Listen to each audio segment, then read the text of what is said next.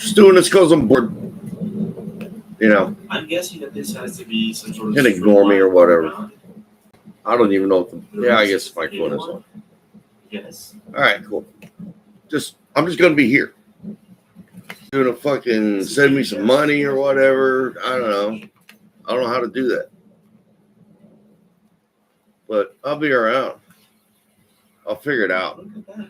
Oh my gosh, it's huge.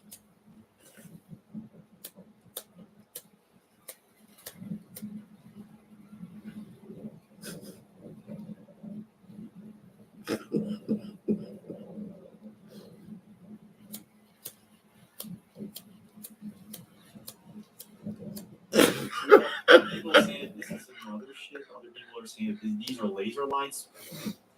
That's what.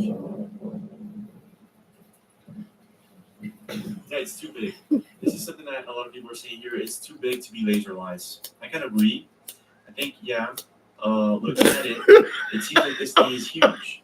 And if it were to be laser lights, this has to be either the most sophisticated ones I've seen, or something really, really. Well, anyway, let's just take a look at this. Fuck.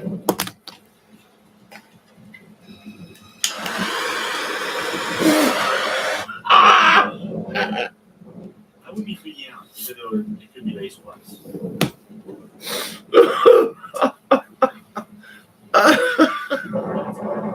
Oh man. Oh fuck. That's a gasser, man. That's a gasser, that one.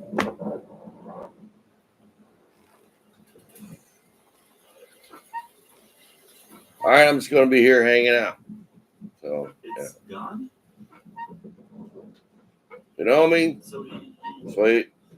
Hey, fuck you or whatever. If you don't, you know. Hi. Wow. Watching okay, so this is interesting. The Impossible Channel. James LaFleur. Officially LaFleur, whatever. Huge. Yeah.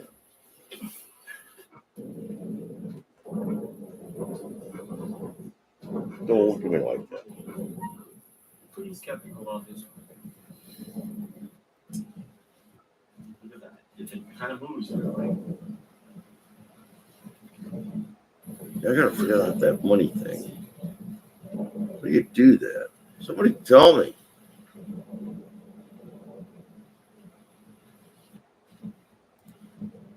Okay. Yeah.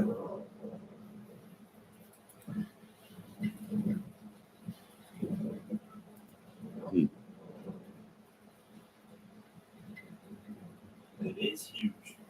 With lasers, this is a laser light from events. I do not doubt this.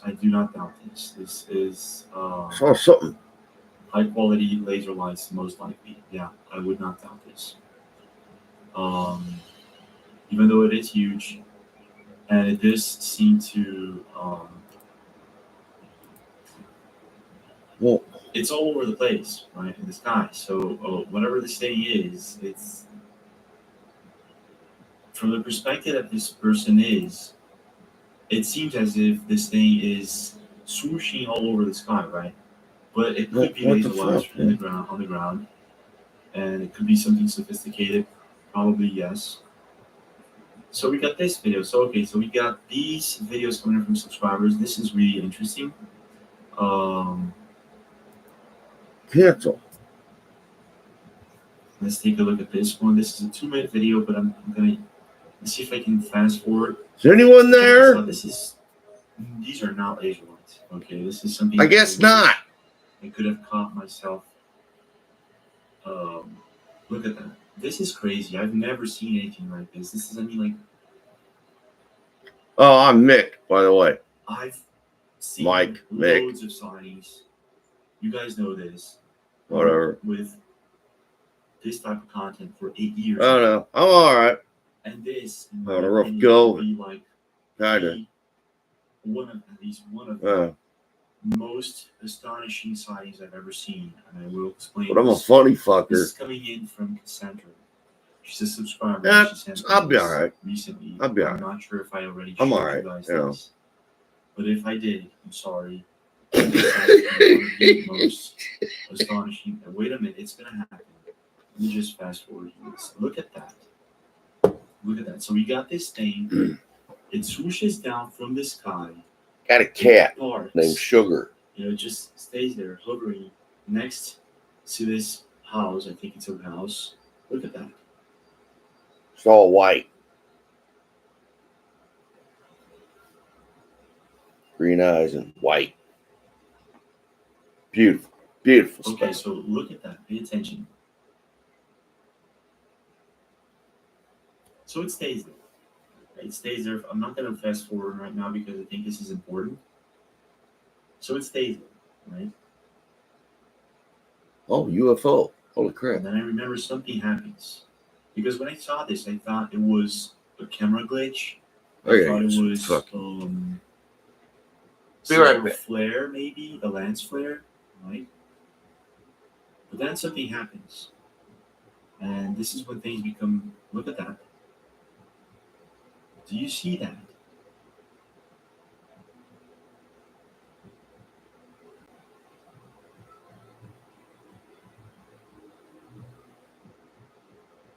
I'm going to try to zoom in on this video so you guys can see what I'm talking about. Did you see that? There's a mosquito. Okay, did you see that?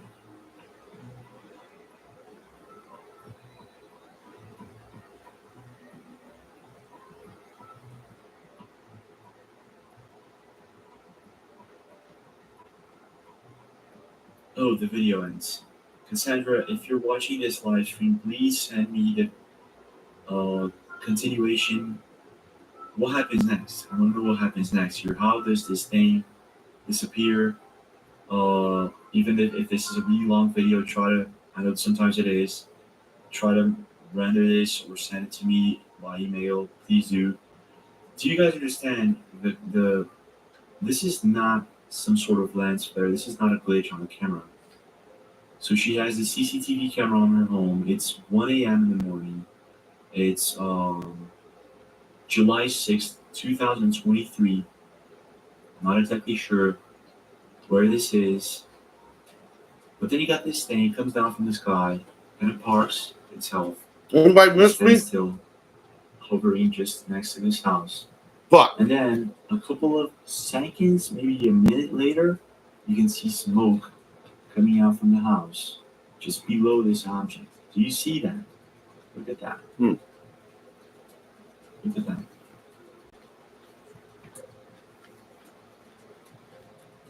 Pretty weird. Look at that. Can you all hear this? That's wild. What happened here? Let me try to zoom in, go over to this. Try to zoom in here, folks. Sorry about this.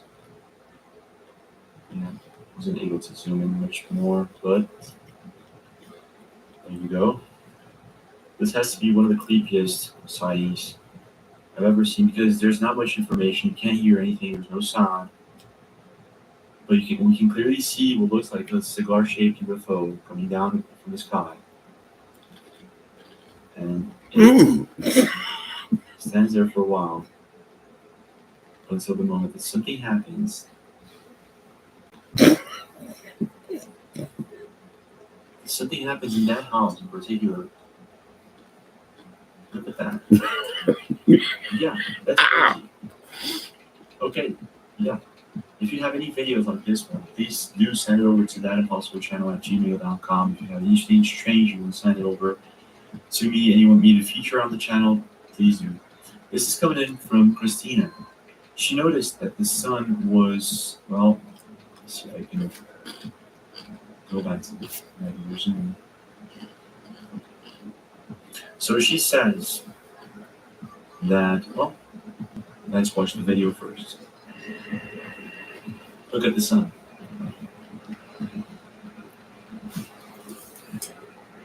It starts flickering.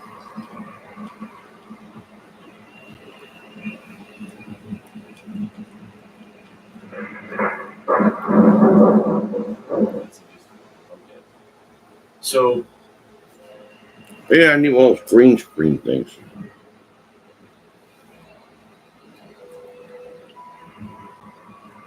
Yeah. Maybe.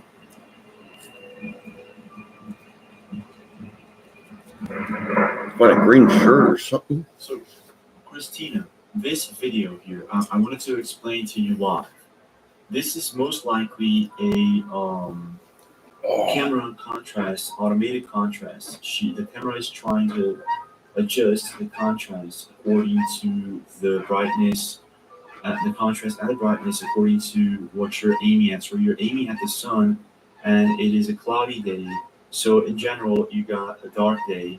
When you aim it the camera at the sun, the camera is thinking, okay, so now it's a bright day, right? oh And fuck. it's trying to adjust the camera contrast and brightness, but you still have sort of a cloudy day with the sun, so it confuses the camera lens and all that, and so it creates this effect where you can see the sun kind of blinking or doing this effect, right? This flickering thing. I'm not saying that that all of these videos with the sun flickering are have this explanation, right? Have this going on with the camera flickering and all that. There are other videos where you see this type of phenomenon going on, and Come on. there's nothing that can justify or Bitch. nothing that could help God explain damn it. why this is happening. In this particular case, we're looking at a dark day, it's about to rain, we have a cloudy day, and then you aim the camera at the sun. It could just be because, just play the video here, it could just be because the camera is trying to adjust the contrast and the brightness to that. So, Oh, I it's mean, blue. Holy shit. it could be wrong. What I'm saying isn't Oh. 100%, okay? It could be wrong, okay? It's so blue. Right, let's go to the next video. So this Oh. is a wild Strange. video. Again, another UFO Wow. sighting coming in from a subscriber of ours. This is coming in from That's interesting. Lageland. Is that it? I'm pronouncing this, I don't know. Sorry about that if I am.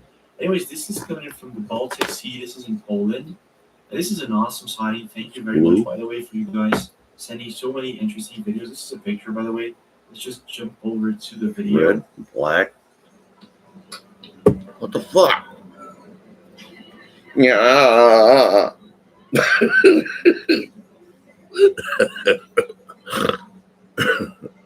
What is that? Seriously, man, why is that blue? That's fucking weird.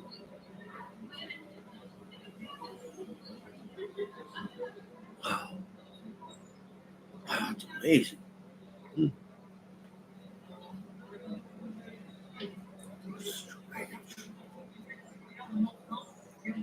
Those are not flares. No, those aren't flares. I thought it could be flares at first, but flares act a little bit differently. A lot Let's differently. take a look. There's another video. Look at that. This one is a little bit better. You tell me what you think. Look at that. Wow. Baltic Sea, famous for a number of bizarre sightings. What the hell was that?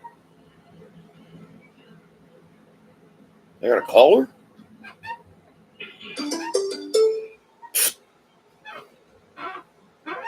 This is a really, really wow. What's going on here?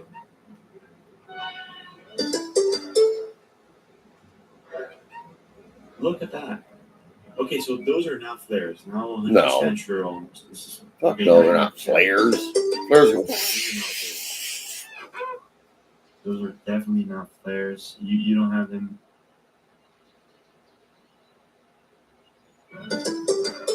Flares can't defy gravity.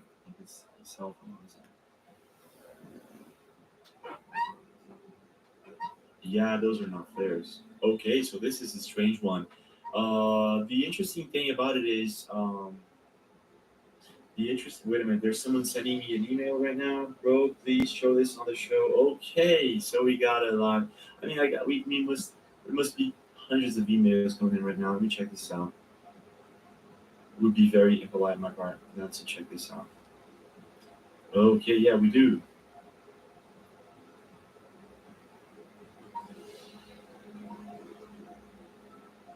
Oh, okay, so yeah.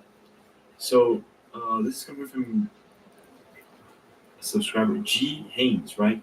Well, I would rather if you could email me the particular video and not a compilation. It would be much better. Thank you very much. So let's go to this next video coming from a TikTok account full of numbers. The name of the account is like 312675, something like that. And this is this tunnel, this massive tunnel. Check this out.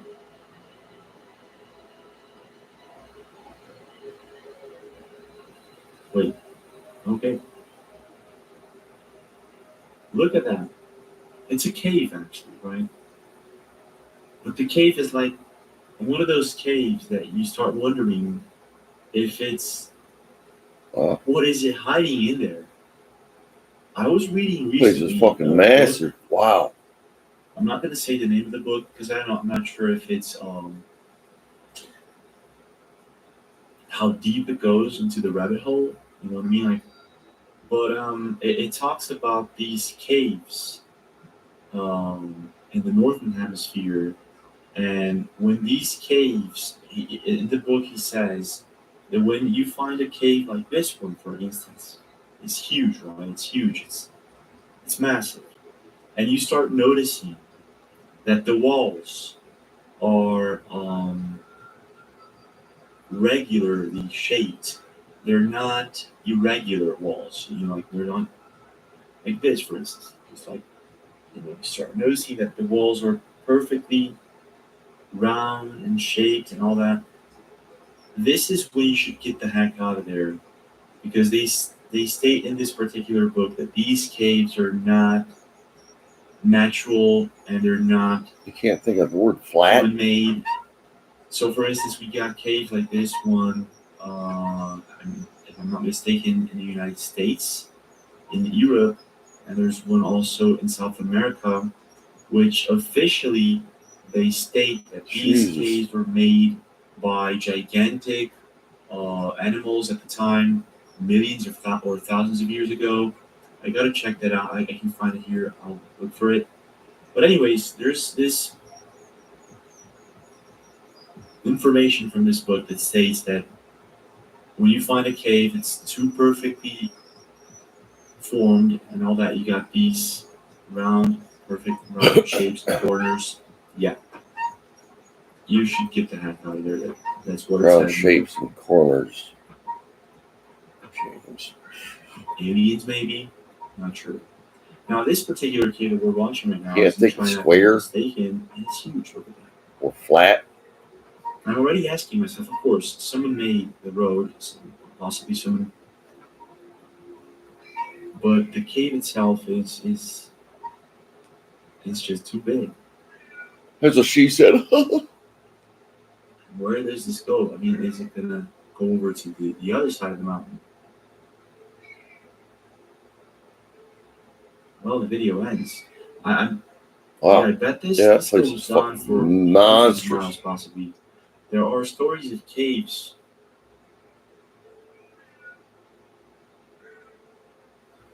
So there are these gigantic caves. Let me just search for this. There are these. See if you guys can see this. Okay, so the screen went black. Don't worry about this.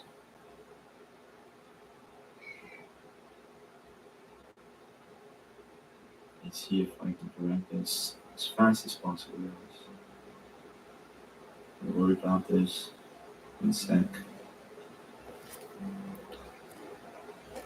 There you go.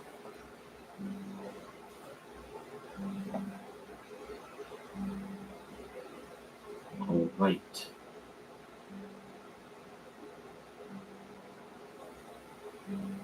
So there are these gigantic caves. Let me see if I can go over. Find this. The hell? What's he doing? I'll hop him. Hey, he done fuck something up. supposed to be a cave that was made by these giant. Let me see the name of the animal here. The microphone is kind of in my way right now.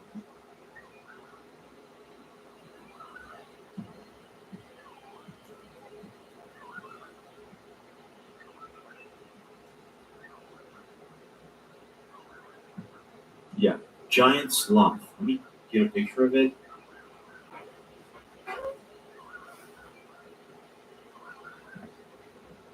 I don't know if you guys can see this. Yes, you can. Okay, so they're saying that these caves were made by giant sloths. In this book that I'm reading right now, it tells of these caves actually being built by ancient civilizations, more precisely by aliens. And when you find these caves with perfectly round corners and all that, and it's just just too round. They say that these caves are now Too from round. giant sloths. Now I'm a little bit skeptical about these things because there are researchers and experts studying this topic all the time, and I still can't think of the word they flat state or officially square. that these are because these Wow. were made by giant sloths in a very distant past. So 99% chance that yes, they are correct. But there are other people who study alien civilizations, ancient civilizations, and they state that some of these caves, yes, possibly from giant sloths, others, no. So I'm guessing that in most cases where they say that no, these caves were made by something else, is possibly where there were no giant sloths or no other animals that were capable of doing something like this. Now, who knows what happened in the distant past? Um, what I do know, however, is that in the pyramids, if you go down over into the Giza pyramid, and there are tunnels under the Giza pyramid, and other pyramids in Egypt. I don't know why I can't remember the name now, maybe because I'm live and I'm a bit nervous. But my gosh, what is the name of the pyramid? Anyways, there are giant tunnels. There are tunnels go for hundreds of meters or sometimes even a mile or two under the pyramids. And these tunnels have these tubes. These tubes weigh about 80 tons each, and they fit perfectly in the tunnels, right? So, first of all, how would you carry these tubes inside the tunnels? That's the first thing, right? You would need about 100 men pushing these tubes, and they don't fit there. The 100 men would not fit inside the cave or the tunnel with the tube. First of all, second of all, there are no burn marks on the walls because these tunnels usually would have. They're so deep. They need lighting. They need some sort of light source. So they would need like I don't know torches on the walls or something like that, and there are no burn marks on the walls. Nothing that could explain how these guys were doing this down there with these 80-ton tombs and carrying them around without a light source. So this is kind of weird. So you got that. So there's a lot of things about the ancient past, the ancient pyramids and the ancient civilizations that we have absolutely no knowledge of, and still we're trying to figure out. I guess with the technology that we're getting right now from artificial intelligence and all that, we may get to some answers, right? Who knows? Oh, Let's just get on with this and go to the next video, which is very interesting, by the way. Another email. Okay, I'll check it out in a second. Anyway, so go back to the. Oh wow. Okay, so this is coming from another subscriber. This is actually a very interesting video. This is coming from Rox. This is a shadow person caught on camera. Rox sent me this email and he says, James, I usually watch your videos I usually watch your videos, and I never, I'm a little bit skeptical about shadow people and ghosts and paranormal activity, even though I do enjoy watching mysterious phenomena and unexplained phenomena, all that, and always with a grain of salt, as anyone should. Always be skeptical at first. This is my advice to you if you watch my videos or any other unexplained phenomena videos on the internet. Do not believe anything that you see. Question yourself, question the origin of the videos. Anyways, okay. So he does that, and he emails me and says, but now I am convinced that these shadow people or shadow figures exist. I caught them myself on camera. And I was like, okay, so let's watch this video. So he says that he has a CCTV camera on his backyard, and he was watching um, this raccoon, and this raccoon is scared off by something. All of a sudden he runs away, and he couldn't figure out why. Run away when And then he I watched the video say over go. and over and over again, and he saw this thing very clearly. It was caught on both his cameras.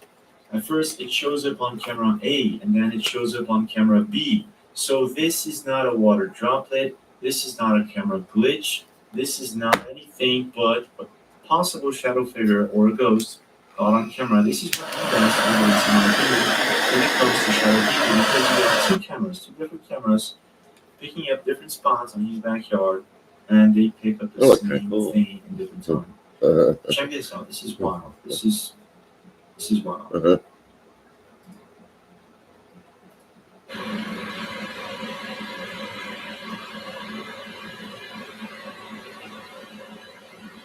What was that? Do you see the raccoon? Rocky Raccoon. Okay.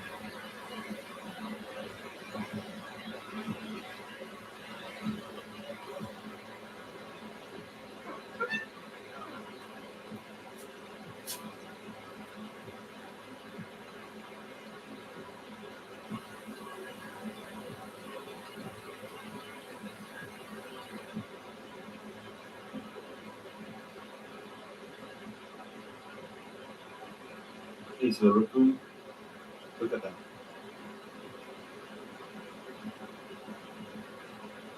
Do you see it still walking in the middle of the screen? Look at that. The camera B picks up the same. Oh. So this is, yeah, okay, this is not the best footage you would expect for a shadow person, right? Oh, James, but I can't see it clearly, but we can see it. And we can see something that, in my opinion, is even worse than that. Is the fact it doesn't want to be seen. It's very clear that whatever these things are, they do not want to be seen. And it's very clear in this video that it makes the best effort possible for it not to be seen. And this is what kind of scares me. Check this out. Look, can you see it? Walking from right to left, and it's still there, right there. You see it. Okay, camera B. Look at that. It doesn't want to be seen. It seems that Rocky the raccoon noticed it beforehand. Look at that.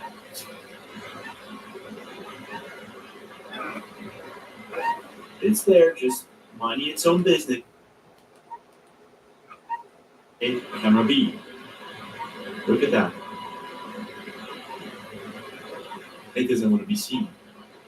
It seems that Rocky the raccoon noticed it beforehand.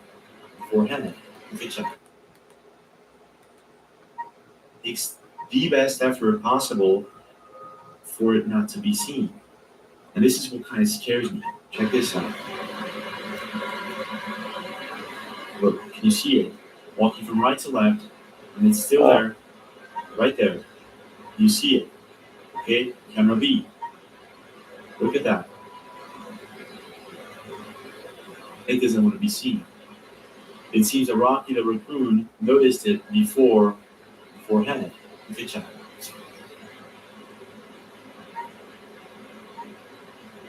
It's there, just minding its own business. It senses something, it looks at it, and gets the heck out of it. Yep. It's like, I don't want to have anything to do with this. Let me just get out of here. And then you see that, what is going on here? What are these things? Right? It was a compression because An interdimensional being. you would see that alien, raccoon real good. ghost, It was real fluid. right? Kind of creepy, right? Anyways, if you've seen shadow people, shadow figures, if you have videos of it, please send it over to thatimpossiblechannel@gmail.com. Certain cultures, they state that these now this next video, I don't know if you can see it. This is crazy. I'm gonna play this one. This is crazy. But before I do so, let me just shadow people in certain cultures, shadow people are jinn, right? Jinns. In Saudi Arabian culture, they're considered to be jinns. There are certain methods and scriptures you can read, and you can summon them or you can push them away. Right? Well, it's another email. Okay. Another one. Nice. Keep it coming, guys. If I do not feature these videos on this live stream, I will on the next one. And if you want to leave a super chat, if you want to comment something, and you want to pin this comment, just leave a super chat. Thank you very much. Anyways, so there's loads of stories of jinn, and I guess that if you have one, please do leave a comment. What is your experience with these shadow people? I guess that most of the times, and I've read this, and you can do this too. If you go over to Google, you start searching for shadow people. Do this. I beg you, please do this.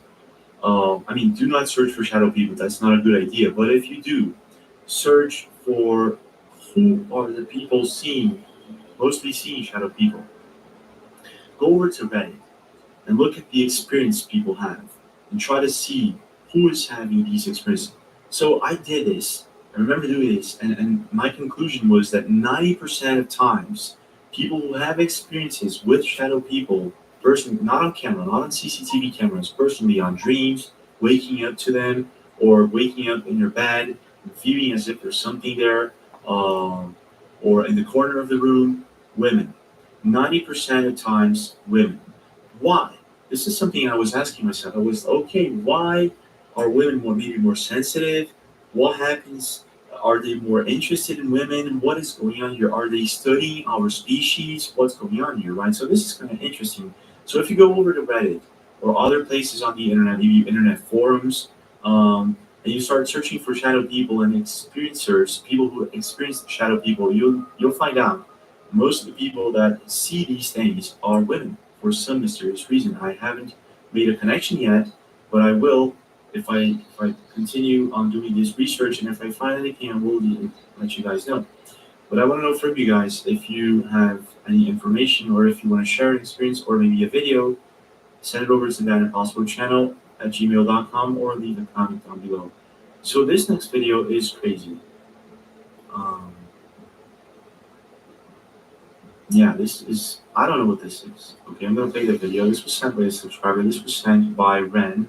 Thank you very much, Ren. This was sent, I think, today, actually. And this was recorded by Maria Cristina. And if I'm not mistaken, this is in the Philippines. Check this out. This is crazy. Scary kasi tanaw mo. So, the invisible. What's invisible na bitin? What is it? Oh, An invisible creature, an invisible snake? What is that? Is this like some sort of creature that is... What is going on here? I feel like I'm watching Alien, the movie. Predator, actually. I think that's it, right? Scary kasi tanaw mo. So, the invisible. What's invisible na bitin? strange. Do you guys know this is? Leave a comment, please. This is also coming from a subscriber. This is coming from Tommy Bullock. Thank you very much, Tommy. This was sent recently. There's music. I have to mute the video. Take a look at that. What is it that Tommy saw? Look at that. What the fuck? Unfortunately, it's one of those quick videos that you're like, oh my gosh, but it's possibly not fake. Look at that. So Tommy sees this thing in the sky. What is that? Oh, It looks like the jellyfish UFO, doesn't it?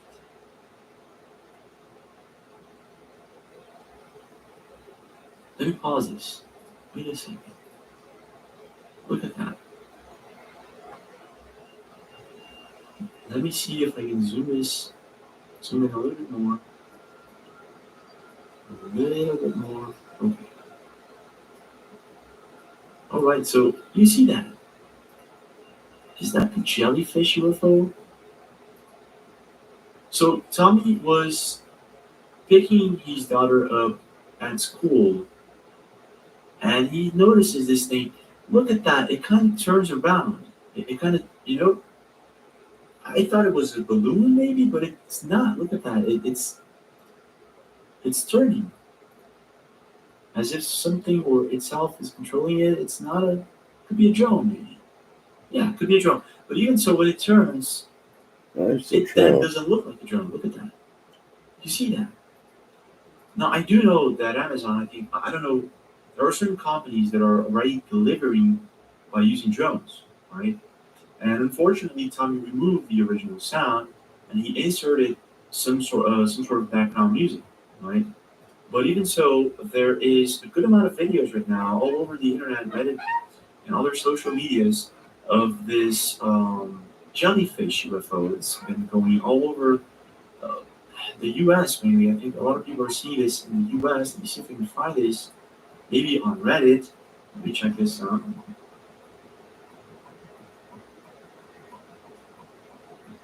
Jellyfish UFO.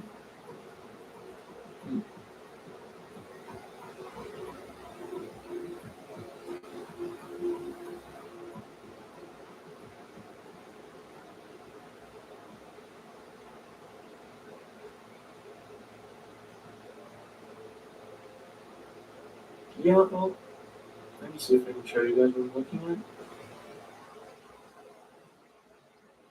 Okay, so yeah, this is a drawing. This is not a picture. Okay, this is a animation CGI.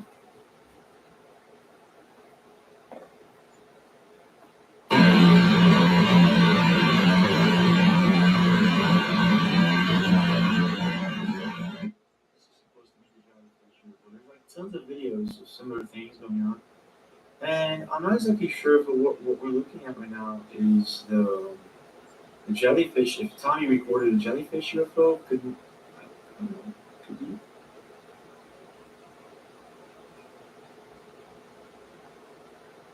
That's a good catch, Tommy. If you see anything like this, do send me an email. So this is coming from Lillian.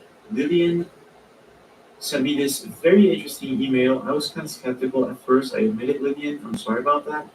I'm not even sure if I replied to you because I was setting up the live stream and there are so many emails coming in that I will. And if I haven't, please do shoot me another email. So let me play this video. She said that she saw what looks like a fairy. So let's play this video and check this out.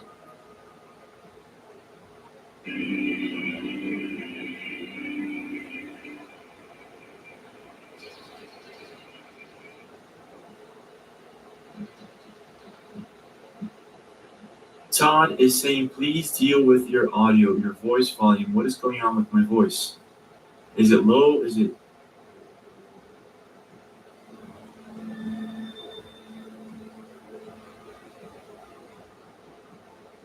Oh, it's fading. Maybe it was because the. Okay. Okay. Is it better now? Should be better now.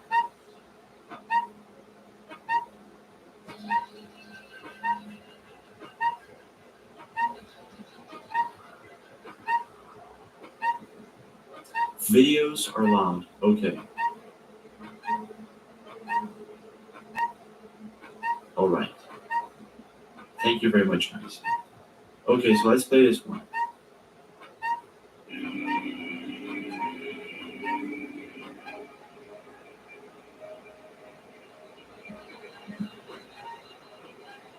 So keep an eye on the lower right of the camera.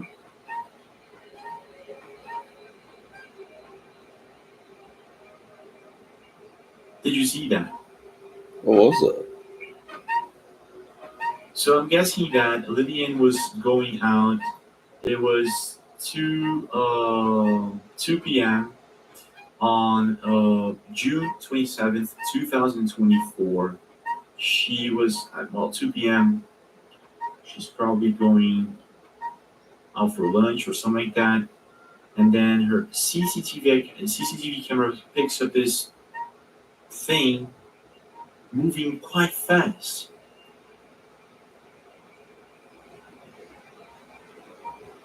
Look at that. So I thought, I don't know, first thought crossed my mind was that this is possibly a bug, an insect. Yeah. Let me see if I can pause this. This is going to be a hard one.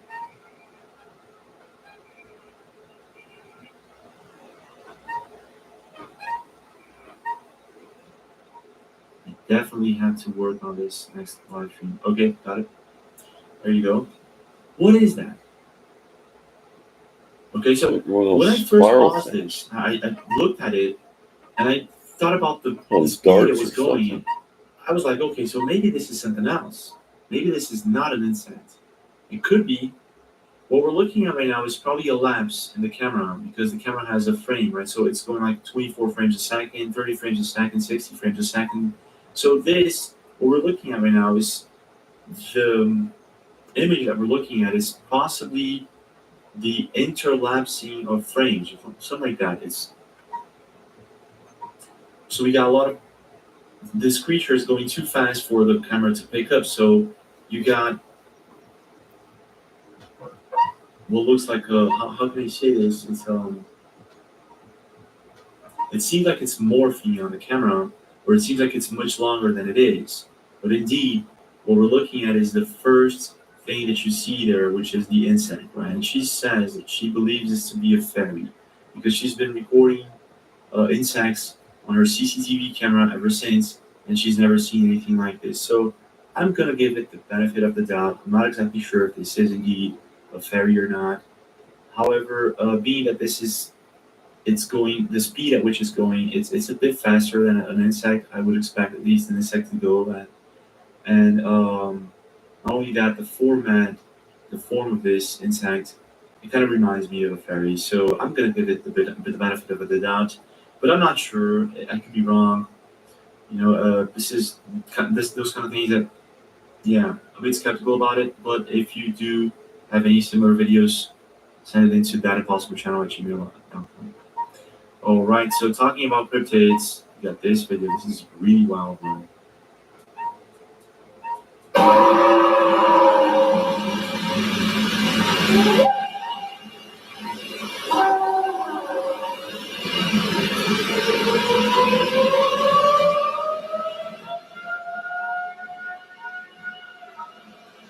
Yeah.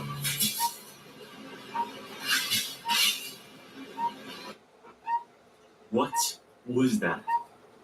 Okay, so Bigfoot maybe. So this is when I want to tell you guys a story. There's a really good story I want to share with you guys about the place I'm visiting right now.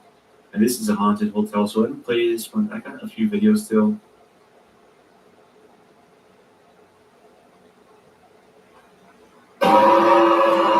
Bigfoot or what?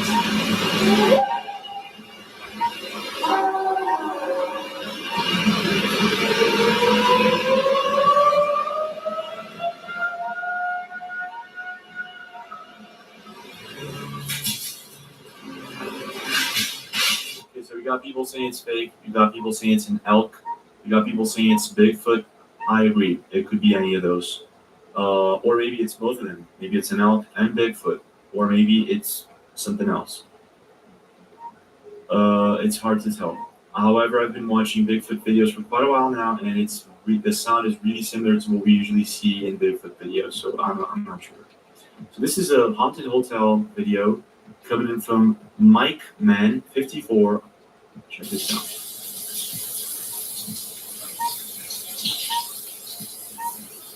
Move the handle again. What? You did it so good. Three Don't talk times. to ghosts, bro. Well, more than that. 3 times like. Ah! Oh my gosh. No. Do not do this. I'm at a haunted hotel. What? No. It was slow. See it? I can't wait to lose April and Mom. I told you. That's why we kept getting burnt last night. Christian was saying that he's upstairs taking a shower right now. Look. Oh my gosh. Oh no. I told you. Look, it's still going. It's still going.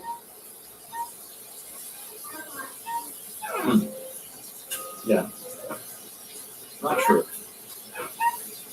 Sometimes when you're taking a shower and the handle is it heats up so much that it kind of moves by itself. It's possible. Not saying that this is the case. Not saying that there aren't haunted hotels. Yes, there are. But it could be just because the handle is heating up so much that it kind of moves by itself. It's possible. Let's watch Can it. you move it further? Show us what you can do.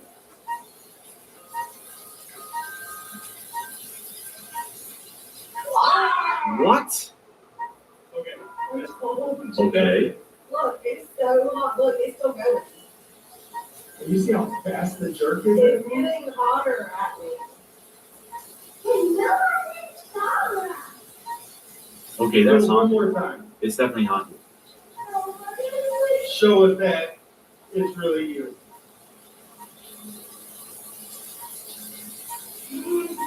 If it moves again, I believe it's haunted. Okay. I'm gonna turn it off now. Dude, Ah, come on. Well, anyways, it's like he's talking to this ghost or entity, and it's responding to him. So yes, in this case, I believe it's maybe not the handle, possibly not the handle. It's just it's heating. It's not.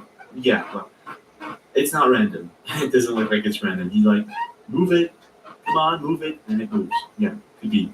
Have you ever been to a haunted hotel, and have you ever had experiences with entities or ghosts that you'd like to share? Leave a comment or send an email at thatimpossiblechannel@gmail.com. Anyways, yeah. So talking about haunted hotels, there's this video. Hi. Oh my god, Tiana, go. Go. Oh my god, oh my god. Oh my god. Tiana. It's okay, honey. Tiana. What is going on here? This is coming from Mbembe on, well, the account is Mbembe if I'm not mistaken. Emba Bambi. Okay, Emba Bambi. Anyway, so yeah, this is I'm not exactly sure of the context of this video. I'm pretty sure she was driving with a friend of hers, and they're at a stop sign, and this woman shows up, kind of looks like a ghost, right? The dog definitely didn't like it. Oh my god, Tiana, go.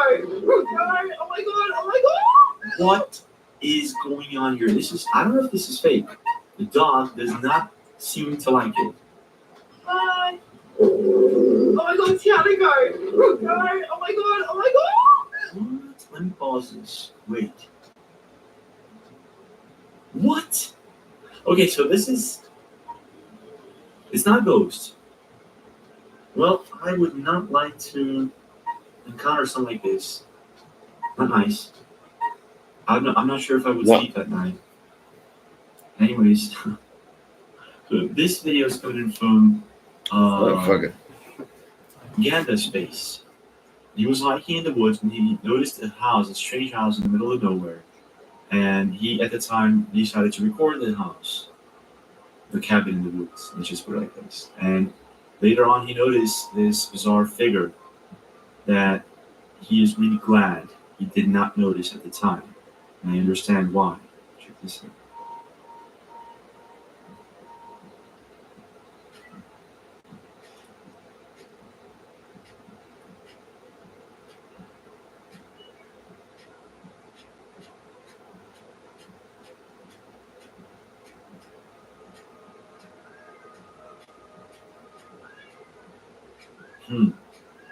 Okay. Yeah, definitely something watching him, for sure, something watching him. I'm not sure if I see that. I see that okay, I see it now. try to zoom in a little bit here for you guys to see it better. See if you guys can see. If you guys can. Yeah. Do you see it now? The bottom right of the house.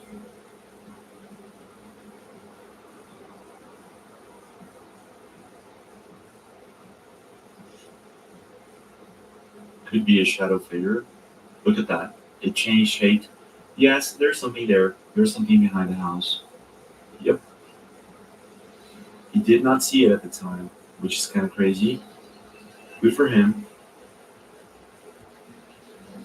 Good for him. Yeah. Really.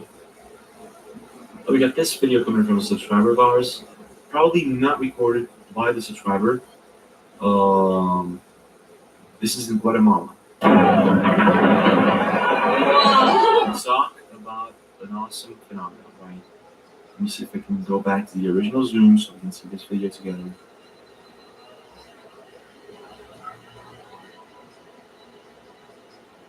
All right. Guatemala.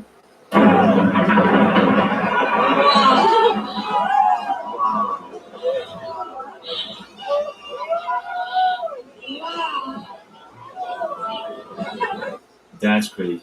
That is, Mother Nature is just amazing.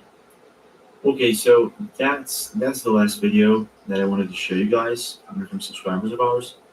But I wanted to, before I leave, I wanted to tell you guys a story. So I'm traveling. I've been traveling for a while now, this year and last year. And I've been...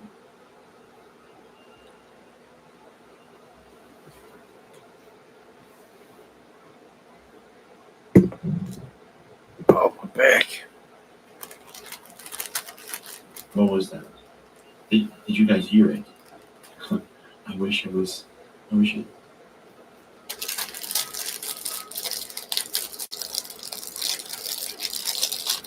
Did you guys hear it?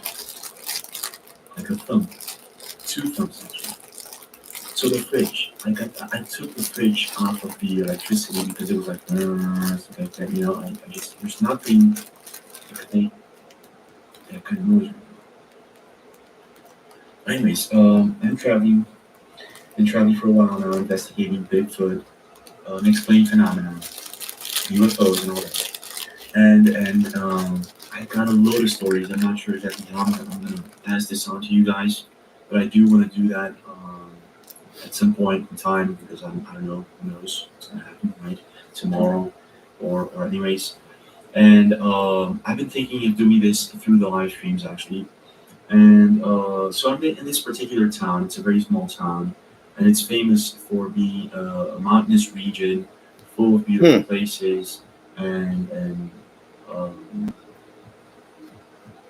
tourist attractions, right? So nice. Okay, so there's this hotel. There's like 2 or 3 hotels the entire town, and all of them were built in the 1940s, 1930s. And most of them have these bizarre stories. And I stayed at this precise hotel that I am at right now. And when I asked the manager, when I came here to make the reservation, I said, look, I want the least haunted room because I've stayed in other haunted rooms before, and it's not nice. It's the kind of thing that, for example, let me see if you guys can see this. Do you see that?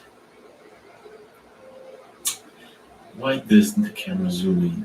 I mean, like, it's, gee, I think I just made it worse. Yeah. So it's kind of blurry, right? So, but you can see the curtain, right? Okay, so yeah. This is the kind of place that you're all alone, and all of a sudden, the curtain starts moving, and there is no wind current. As you can see here, there is no wind current, right? But in this particular room that I am in, and I asked the manager for this particular room, the least haunted room, and in this particular room, I only hear sounds, like people walking in the room with me, but there's no one here. And I know this is quite because this is a tourist town, there's a lot of people in the hotel. And so I'm thinking to myself, so I can sleep better at night, that it's possibly the neighbors, just the neighbors. I can hear the neighbors walking, and it's like what, um, almost 1 a.m. in the morning here, and it's I don't think there are neighbors awake. It's just me doing live stream with you guys. So, anyways, this town is full of these kind of stories, these kind of things, and wait, is it better now? So the thing about it is, um, there's this part of the town where you can see this massive view of the mountains, and it's a beautiful place. And it's like this coffee place. There's this only coffee, so you have to drive 20 minutes in the middle of the woods. It's very similar to Banff, Canada, where you have the lakes and you have the trees, and it's a beautiful place, but it's a very secluded place. It's out in the middle of nowhere, right? You have to drive about 20 minutes to get to this coffee place, this um, where there's this massive view of the mountains and all that. And when you get there, there's a lake and this guy who sells coffee and beverage and all that. It's focused on taking pictures. People go there to take pictures and all that. Anyways, so I go over to this place and I start talking to the person in charge who sells the coffee, the beverages, and all that. And I asked him, look, what is the craziest and the strangest story that you would like to share about this place? And I was thinking that he was going to tell me about UFOs or aliens or something like that. And the guy comes up to me and he says, do you really want to hear this story? And I said, yes, I want to hear the story. And he says,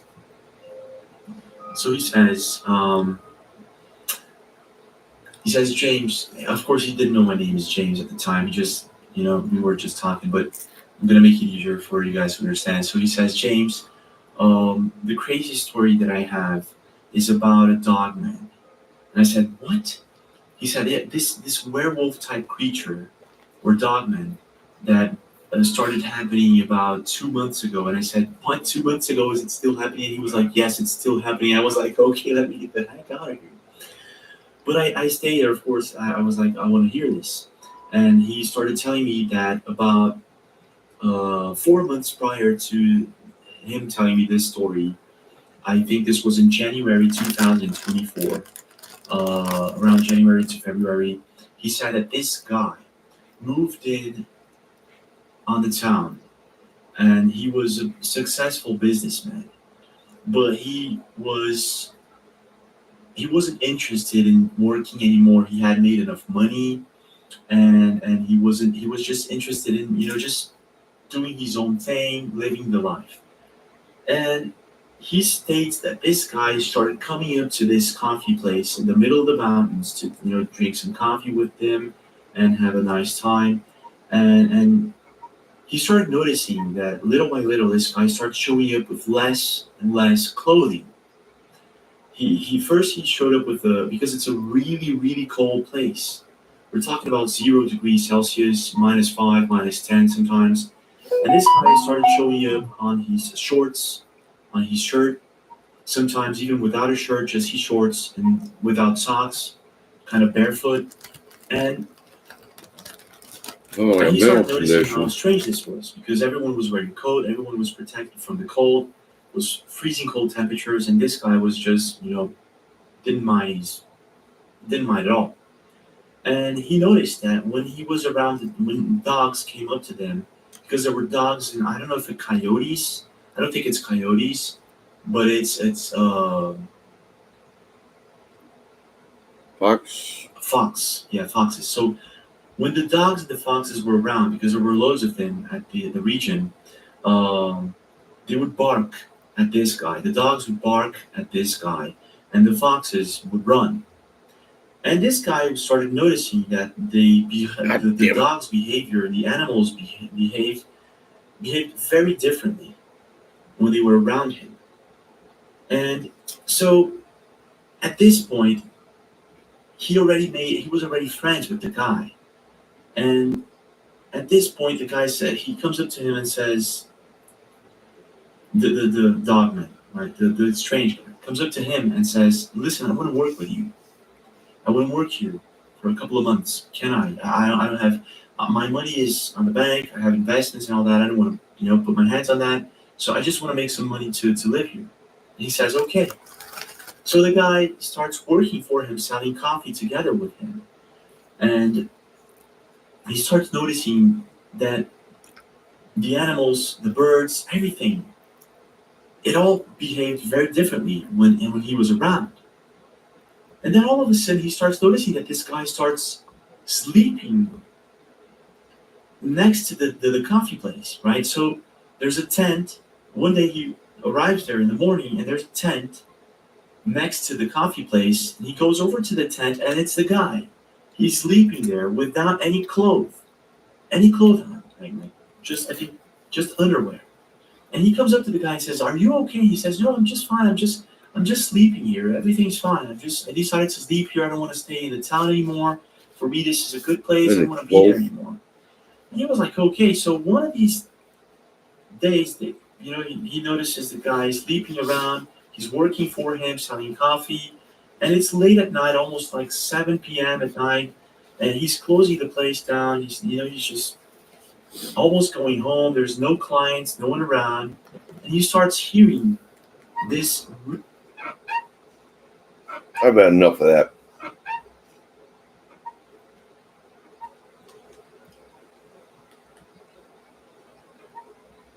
Wasn't wearing any clothes. No clothes.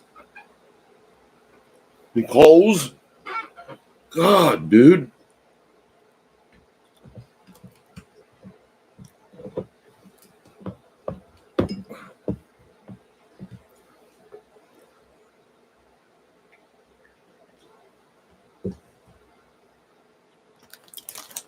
You ever had no clothes?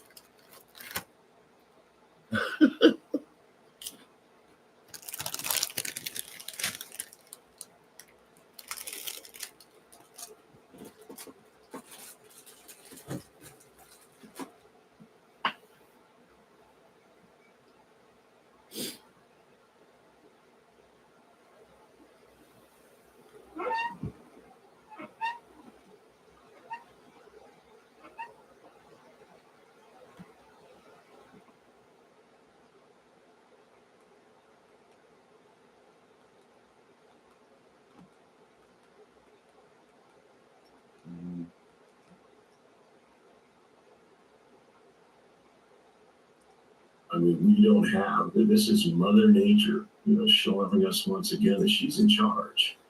And whether it's climate or something else, I can tell you after 47 years of fighting fire and many, many, many Santa Ana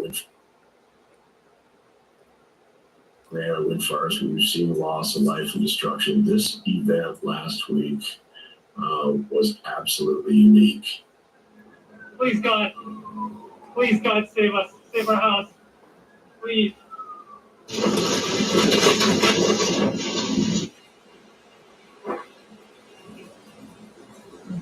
Yeah. Bye.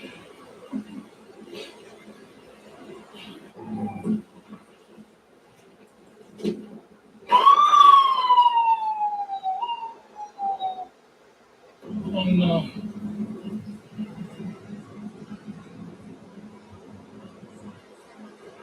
We're about a city that needs some rain.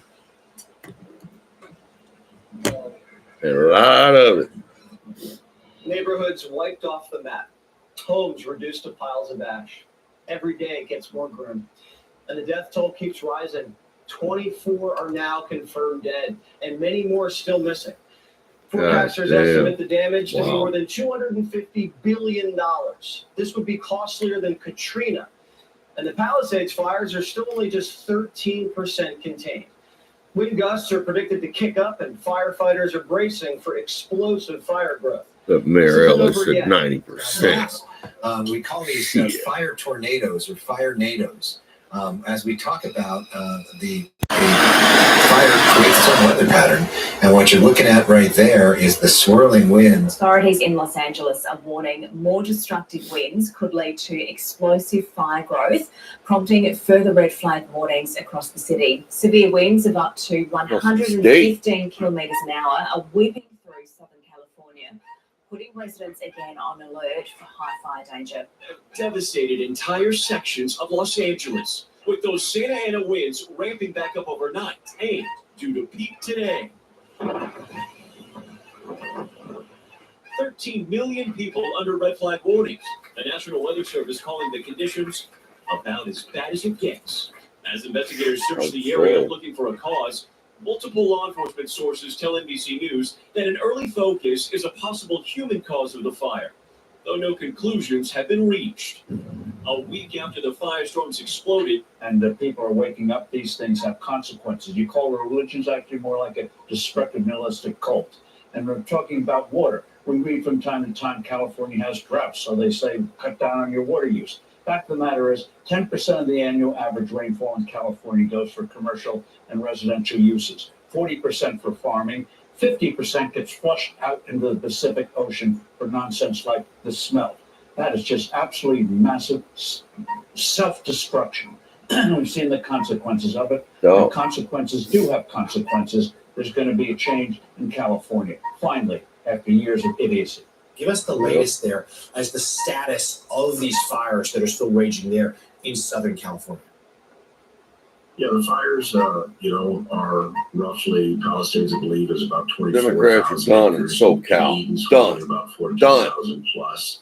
There has not been significant growth in the last day, but per your report, certainly a lot of hot spots. And probably the biggest fear is that the winds have resurfaced. They're blowing very hard in Ventura, LA, Orange, and Riverside counties. So, man, we're one ignition away from another disaster, sadly. This is too big of a disaster to cover up.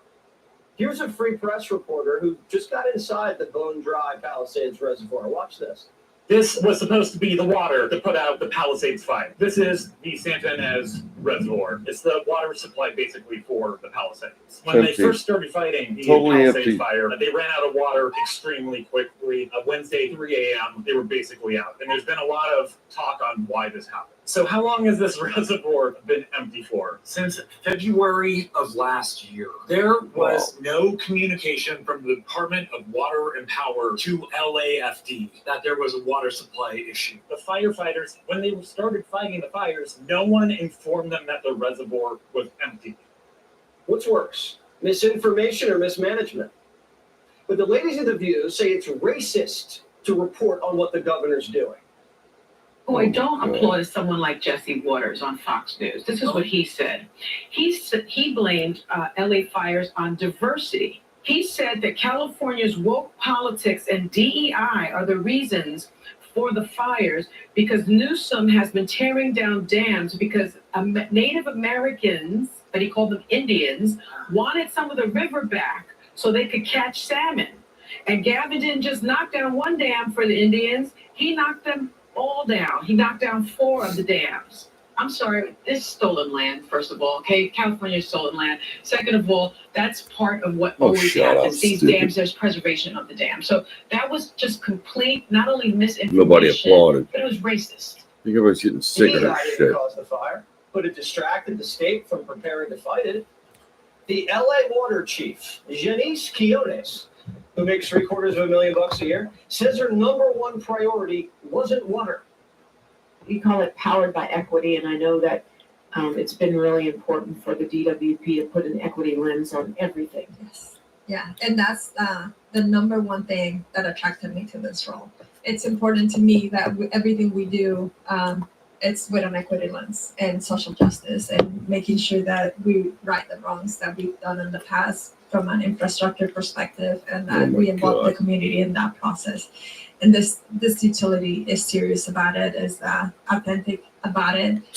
And so I'm just super excited. People like you are done, bitch. Quite frankly, again, shut up. This was Mother Nature having her way, showing us once again. And when people are asking me, should we expect this again? I tell them yes, because every time we've had 100-year fire, it's not a few years later before we have another 100-year fire. So I think this is an indicator that we can expect the same again in the future, sadly.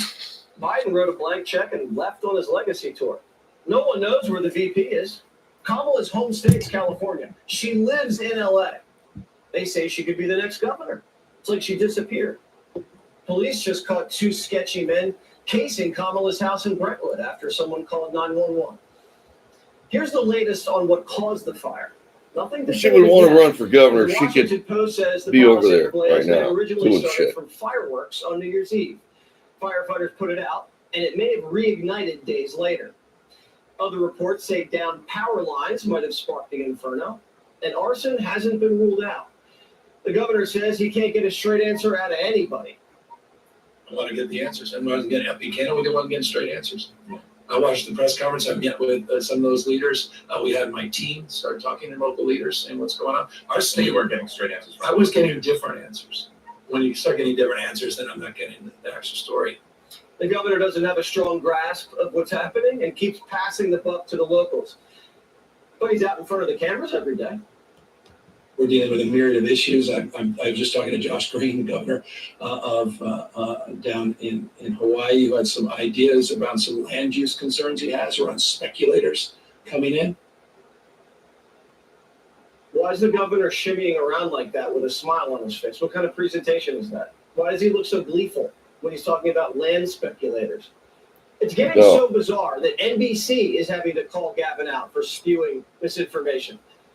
I don't know what he's referring to when he talks about the Delta smelt and reservoirs. The reservoirs are completely full. The state reservoirs here in Southern California. That mis and disinformation, I don't think advantages or aids any of us. We do know, though, from reporting here locally, that one reservoir that serves the Palisades was not full. And that's exactly what triggered my desire to get the investigation to understand what was happening. But you just said they were all full. State system reservoir, which the president-elect was referring to as it relates to the Delta and somehow connecting the Delta smelt to this fire, which is inexcusable because it's inaccurate, also incomprehensible to anyone that understands water policy in the state.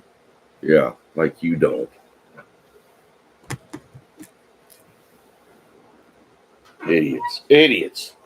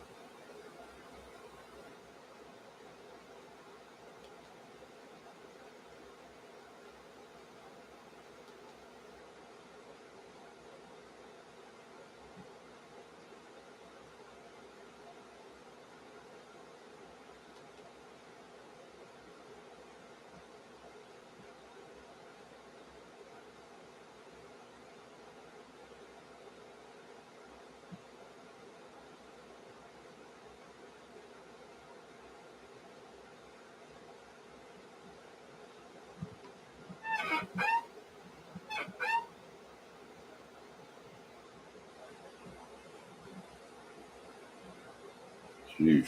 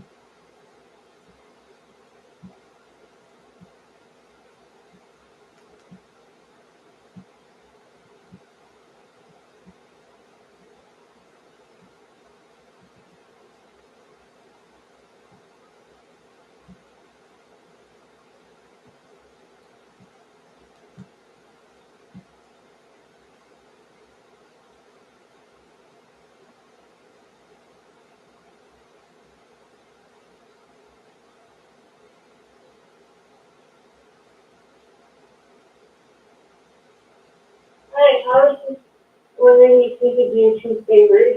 Well, what are they? Taking me to the nearest police station. What's going on, son? Have a seat there. It's personal business. Whoa, whoa, whoa, whoa, whoa! Wait a minute, how do you come in my house? And I'm a good woman. I don't do naughty things. The lives of family lifestyle influencers Jody Hildebrandt and Ruby Franke imploded on August 30th, 2023, when one of Ruby's 6 children was discovered weak and hurt. The other 5 had not been accounted for at this time, and law enforcement wasted no time in launching a full investigation. As the police delved into the twisted dynamic that had grown between the 2 women, they never could have anticipated the depths of the depravity the children were subjected to, or the mind-boggling justifications offered by the perpetrators. I just want my kids, want my family back. I don't have a really hard time understanding that children can be full of evil and what that takes to fight it. The following report is based on police records. When Dan Clarkson answered his doorbell at 10:46 a.m. on August 30th, 2023, he never could have expected his actions would kickstart a nationally publicized police investigation. However, as soon as he laid eyes on the young boy outside, he immediately knew something was very, very wrong. His Ring camera captured the heartbreaking conversation that ensued.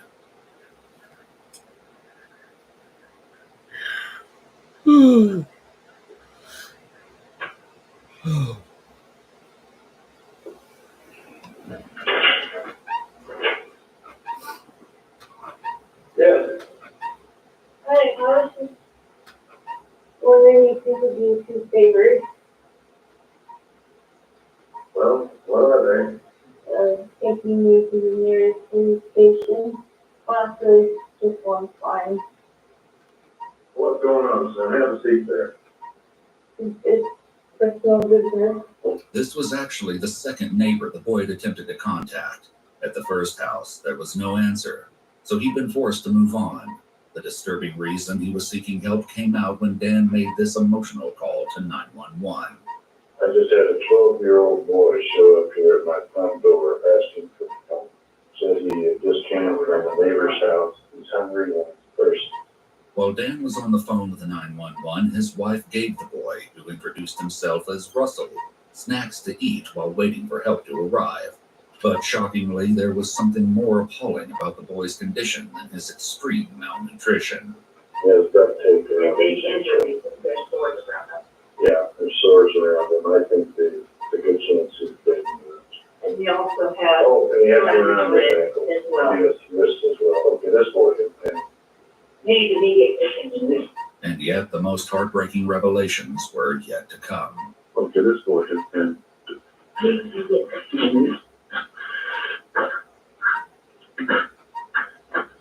This kid is obviously I think he's been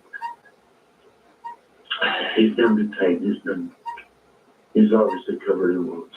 He says what's happened to him is his fault. We need the police there now. The police and an ambulance were already on the way.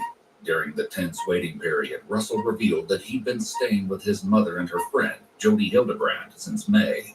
Terrifyingly, he added that he wasn't the only child in Jody's house. His 2 sisters, ages 9 and 14, were still inside.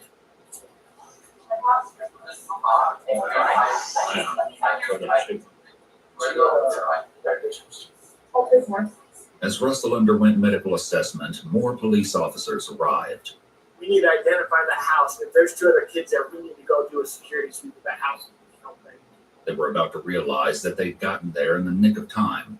As the police staged in Dan's driveway, a woman drove up in her car and announced that she was searching for a 12-year-old boy. She gave her name as none other than Jody Hildebrandt, the woman Russell said his family had been staying with. Cleverly, the police didn't tell Jody how much they already knew. They just took down her address and said they would come to speak with her shortly. She didn't have to wait long.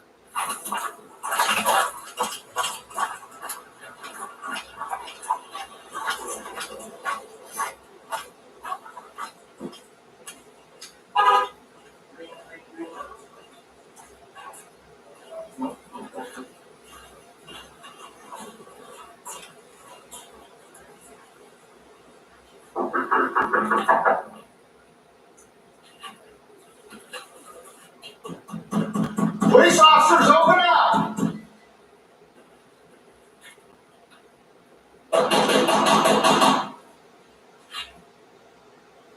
Got me right there. Go ahead. Got me right. Open the door!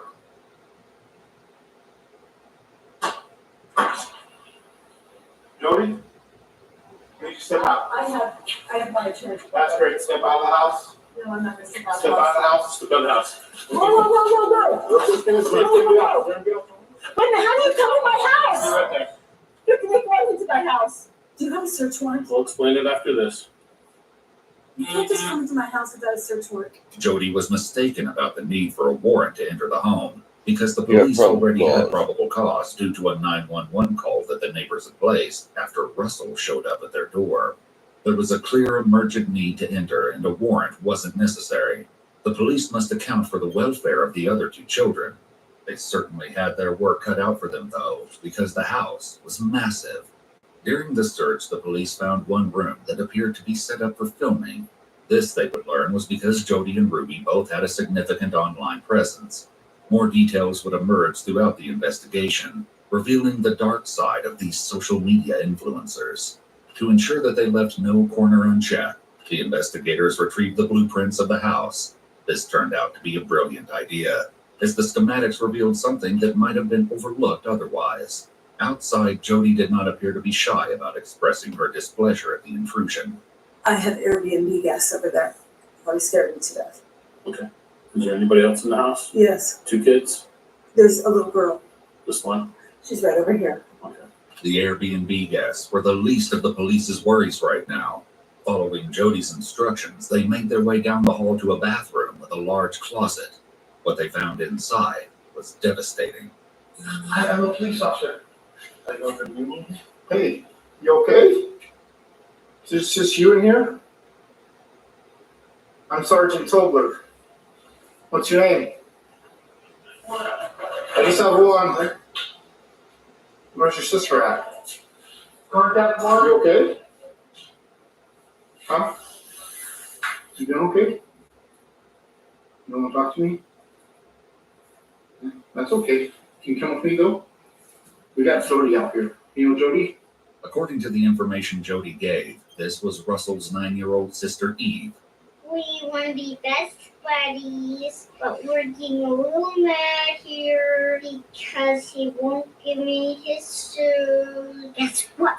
I learned how to ride a bike with no training wheels. Come here, I'll show you. Despite the officer's gentle approach, she sat eerily still and quiet, hardly giving a sign that she could even hear him.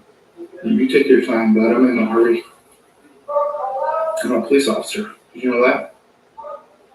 I don't mean to hurt you at all. You doing okay? Are you scared? Yeah? Mean to a woman up there. You're okay. Do you need help? I'm not gonna hurt you. Promise. See this right here? It's a badge. It tells me I don't hurt people. I'm just here to make sure you're okay. And again, if you're scared, I would be too. Okay? You want to come with me? Still, Eve didn't respond. They hatched a new plan to win her over with pizza. While they waited for the food to arrive, the officers kept her company with the utmost patience, refusing to rush her out of the closet until she made the choice to leave. Sit down.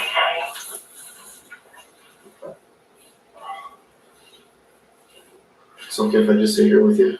We don't have to say anything if you don't want to.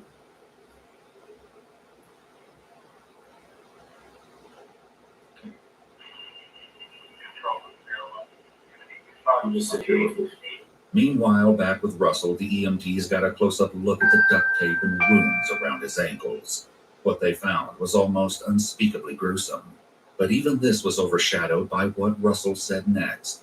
In between bites of the snacks from the neighbors, he told the police officer documenting his injuries additional details, which made the situation all the more sickening. You're not in trouble with me, okay? We're just trying to figure out what's going on. Our main focus right now is you. Okay? Who put the ropes on you? What's to help you what? The police report revealed the chilling answers that were redacted in the body cam footage. Russell said that Jody and his mother, Ruby Frankie, had restrained him with ropes to help him with what he'd been choosing. How the women had chosen to treat the resulting wounds left EMTs puzzled. The officer who spoke with Russell repeated the distressing details to his supervisor on the phone. They put cayenne pepper mixed with honey, and then covered that with the plastic saran wrap and then the duct tape all over the wounds. Detectives have found evidence of the honey and cayenne mixture in the upstairs bathroom, along with more ropes, used bandages, and other wound dressings. A medical got there, they started cutting the stuff off him, and then you can see like the dark around his ankles. You could smell it. When they went to go peel it, they thought it was some of the dressing. It was actually his skin that was peeling. Obviously, the police wanted to talk to Russell's mother to understand what could possess someone to treat a child in such a manner. As of yet, though, Ruby Frankie, along with Russell's older sister, were still unaccounted for. Jody certainly wasn't sharing where Ruby was, as her behavior became increasingly strange as the house search continued. When this officer seemed unreceptive to her stare, she tried a different target. You wait for me to say something, or? Okay. Inside, the search went on for more children, especially Julie, the older sister Russell said was at Jody's house. There was no sign of her yet, so the police decided it was time to confront Jody about what they found when referencing the blueprints. A safe room in the basement, locked with a vault door. I have a question for you. You have a room downstairs that has a safe wheel on the front. How do we get access to that to ensure that there's no one else in this home? Adam. They do need to search if there's somebody else, so I give them access to make sure there's somebody there. After further back and forth to get the lock combination from Jody, a team returned to the basement to open the safe. Upstairs, additional officers were still trying to gain the trust of the little girl in the bathroom closet. Found dead skin. She found this. Get out from underneath my bed. Right now. Sorry, Mom. I am more upset that you came in my room when you knew you weren't supposed to. You knew that it was a bad idea. Yeah. You're still gonna have the consequence of not having your nails done for a month. It's a deal. Give me a hug. Can I help you too to get paid? Because I want a lot of money. They likely hoped that the arrival of the pizza would change things in their favor, but they were in for yet another surprise. All of us from the table have you eat all the time. You're not. Despite how painfully thin she appeared, Eve didn't go for the food right away.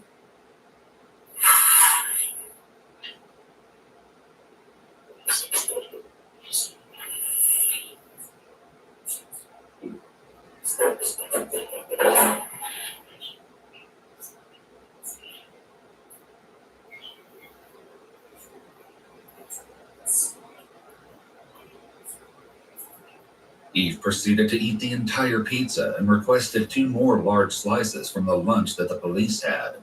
As Eve ate, the plan was to focus on opening the safe, but suddenly a new priority emerged. With no warning, Ruby Frankie, Russell and Eve's mother, arrived on scene. After determining that she had no weapons on her, she was taken to a separate area of the house to wait out the search. The police would check in with Ruby once they finished going through the house. The only place left to look was the basement safe room. When they opened the door, though, they were likely crushed. Julie was not inside. At first glance, the room looked to be nothing more than a barren bolt hole reserved for emergencies. When they started opening drawers, though, they turned up some stomach-churning evidence. Handcuffs, a length of rope, and a carabiner. Based on the condition of Russell and Eve, the police received an official search warrant that enabled them to collect these items, along with many of the electronics, as evidence. But even after being in the house for hours, there was still no sign of Julie or the other Frankie siblings. The only certain thing was what should happen with Jody and Ruby. They were both placed under arrest for aggravated child abuse. Okay, just place your hand on your back for me. Perfect. During the arrest process, the officers likely noticed some strange behavior from Ruby. She didn't say a single word, even when put in the back of a police car with Jody. The police had to hope she would be more verbose when the time came to ask her how Russell and Eve had gotten in such miserable conditions. Okay, go ahead and have a seat.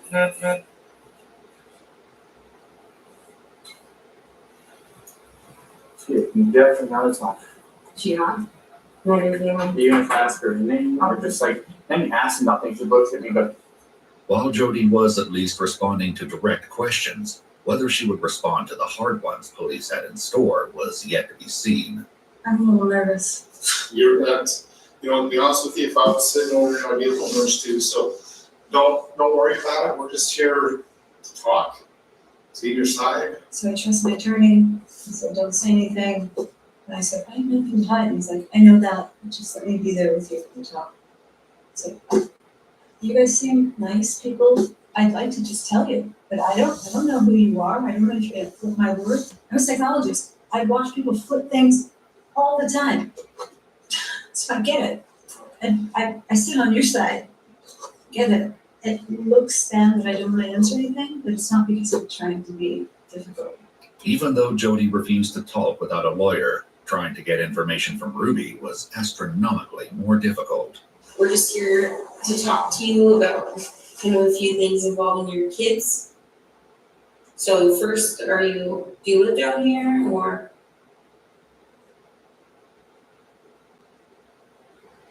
Or do you live up north?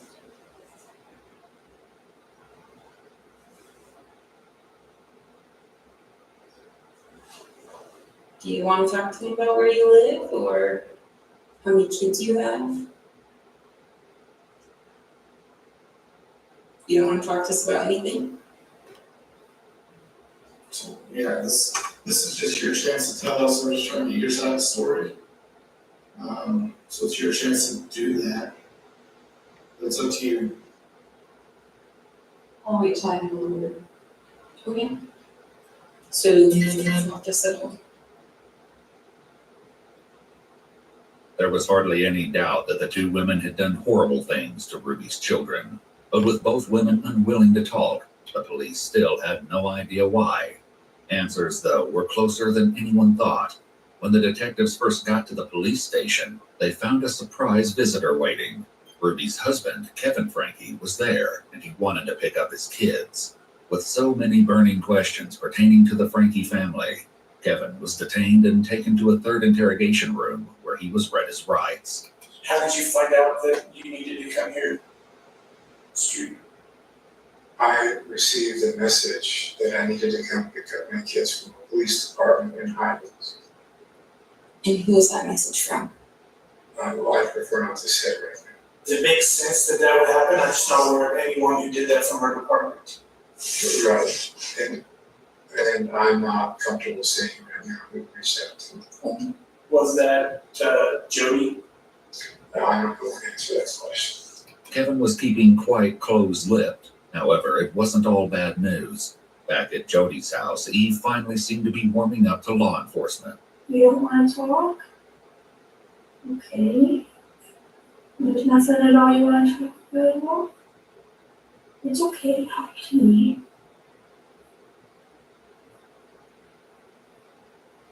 Are you scared?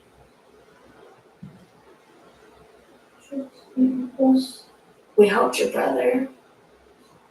And we got him some help too. And that's what we want to do for you. If we want to get you some help too.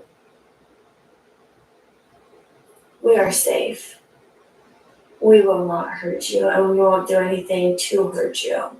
It took a total of 4 hours before Eve was willing to leave the closet with medical personnel.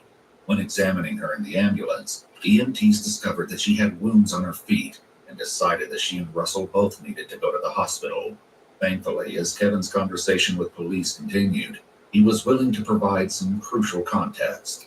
And how many kids do you have, Kevin? I have 6 kids. So are they all living with you, or? No, I haven't seen them for over a year. Any of them? No, none of them. For a year? Over a year. Okay. I've been in a separation From my wife and family. Ruby invited me to leave the home while I thought about the choices that I made in my life and the way that I treated her. And did you ever try to reach out to the kids, drop by the home, or was there? I honored no separation after we agreed to. When was the last time you saw Ruby? The last time I saw her was the 18th of this month. We met to, she requested me to sign over vehicles, or the titles to the vehicles. The vehicle that she drives were all in my name. When's the last time you physically saw Russell or Eve? The day that I moved out, July 24th, 2022. So my job was to financially provide for I was trying to figure out how much of a role do you play in the caretaking of specifically of those two kids? I pay the bills. Okay. With my job, I provide the money, goes into a shared bank account, and that's when I will be involved. As the conversation went on, Kevin seemed to be just as in the dark as the investigators. Who lives in that home with your, is it ex-wife? Is he currently a separated wife? Like, who lives in that home with your children? To be honest, I don't know. I know that she's there with 4 of the children, and my 2 older children have moved out. This likely came as a shock to investigators. If there were 4 Frankie children still living at home, that meant they weren't just missing Julie, but another one of Russell's teenage sisters, Abby. Before launching into a frantic search, the detectives decided to finish talking to Kevin, hoping he could give them an idea of where to look for the girls. As the conversation went on, though, Kevin's story only got stranger. Who's this female Jody that your wife was? Do you know a female named Jody? She is a therapist and life coach, and she's. Do you respect her? Do I respect her? Yeah, I think she is a very honest, truthful person. Yes. Okay. Is your wife a partner of hers? Is your wife a roommate with her? If your kids are living in her house, is what I'm trying to say. I'm not aware of that, but I know that they've been in business for the last year filming. So every week a podcast goes up and I listen to it. And what's the name of it? Connections with an X. This would explain the film set discovered in Jody's house. As it turned out, Jody and Ruby both had a significant following on Instagram and YouTube. Jody was a therapist, and her accounts focused on counseling and family dynamics in alignment with the Church of Latter-day Saints, of which she and Ruby were both members. She called her program Connections, and had written several books sharing her methods, and even taught online Zoom classes on the topics of family health and harmony. Ruby, meanwhile, created more slice-of-life content, cataloging daily life with her family as members of the Mormon faith. Her main platform was a YouTube account titled 8 Passengers, supplemented with an Instagram under the same name. In due time, the police would learn that the content made by Ruby and Jody had become unimaginably twisted behind the scenes. Are you involved with their business efforts? And were you involved in the 8 Passengers account with your family? Yes. And I was in videos. Recently, Ruby's online presence had undergone a shift. She rebranded to Truth Mom, but began focusing less on her own channel in favor of working with Jody on Connections. You guys got a lot of heat for neglect and child abuse. A lot of people commented those things on there. Why were they commenting those things? That's a good question. We had a son who was acting out in very selfish behavior. Just Chad? Yes, this was Chad. And none of this is strange or odd. You can get on YouTube and find out all sorts of stuff on this. Eventually, Ruby stopped posting on her private YouTube account altogether. which Kevin said eliminated 90% of the family's income. Her last video on Jody's channel, though, had come out just 2 days ago. In the interrogation room, Kevin shared more about the situation, which led to public outcry against the Frankies. He was being very cruel and mean to his sibling that he shared a room with, and so we removed him from the room. And we said, you can sleep anywhere you want. Sleep on the couch, sleep on the pull-out bed, sleep on the floor for all we care, but you're not sleeping in that room with your brother. He chose to sleep on a beanbag. So 9 months later, he had made a lot of changes in his life. And he was ready to, and we had moved by that time. And so we had a new house, and he was ready to move into his own bedroom. Made a video about it. And in the video, he mentioned something to the effect of, I've been sleeping for 9 months on a beanbag. That is what all the uproar was about. This wasn't Ruby's only run-in with the law. Shockingly, just 5 days before her arrest, she'd been pulled over while driving with her kids in the car. Hello. You know how fast you're going right there? No. Okay. Guys are going 57, 35. Ruby was sent on her way with only a speeding ticket. Back with Kevin, he explained that the situation with his oldest son, Chad, was the catalyst for Jody getting involved with the family. She was hired as Chad's therapist and had the boy personally paying her $900 a month. From there, her involvement with the family only grew. How this could have led to the breakup of the family and the near starvation of 2 of the children was yet to be explored. During your marriage, how was disciplining your kids? How would you discipline your kids? Yeah, I'm not going to answer that question. Are you aware of the physical condition of your children? No, I've chosen to trust my wife with the children. That was part of the agreement of our separation. Kevin was about to learn the harrowing consequences this decision has caused. We received a phone call from 911 on our dispatch that a 12 to 13-year-old boy was knocking on doors in a neighborhood asking for food and water. So he had duct tape on his extremities, on his hands, on his ankles, and those were covering rope burns that were used to tie him down.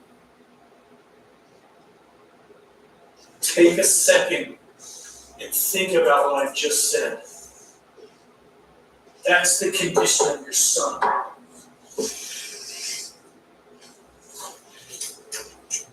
Given that information, your son was taken to the hospital.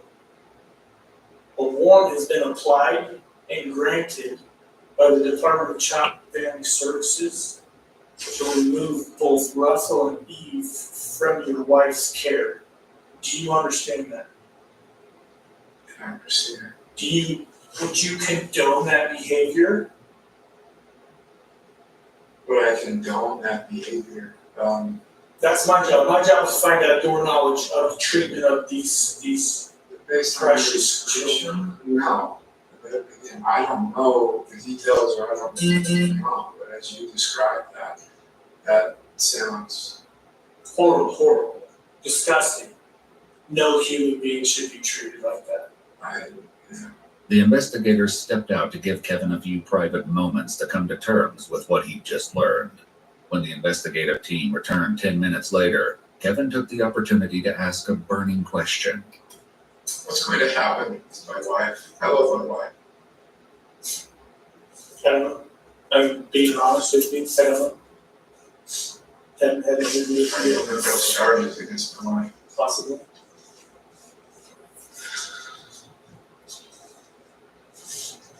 I think given the circumstances, that's highly appropriate, but again, That night, the police decided that Ruby would be booked into jail to await her attorney.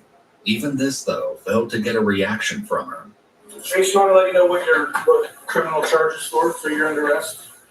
It's going to be 2 counts second-degree felony and child abuse or neglect, okay? You understand that or no? Are you okay? I'm wondering if there's like a medical clearance that needs to, like, do you need medical attention before you go to the jail? Okay. Have you ever been arrested before?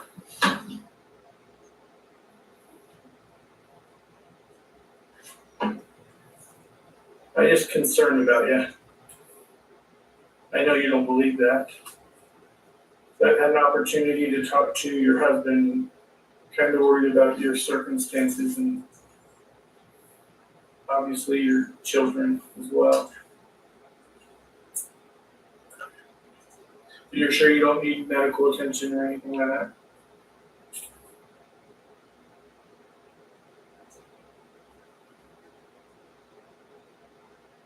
Jody, too, was escorted to a police car to be transported to jail facing the same charges. Still inside the police station, Kevin learns more from the investigators about the children. And so, I mean, this feels like getting run over by a steam truck on your shin today. Yeah. You actually tell you're caught off guard. I thought I was just coming here to pick up my kids, and for what, I don't know what or why, but. And I was planning on taking them back with me. Everything you're sharing to me just sounds like a made-up story. Like I have no idea what you're talking about. Like, it sounds like a horror movie.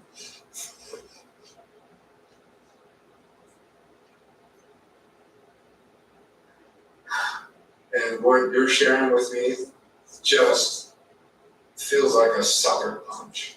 I feel responsible, separating, leaving. It hurts. I know you're all doing your jobs.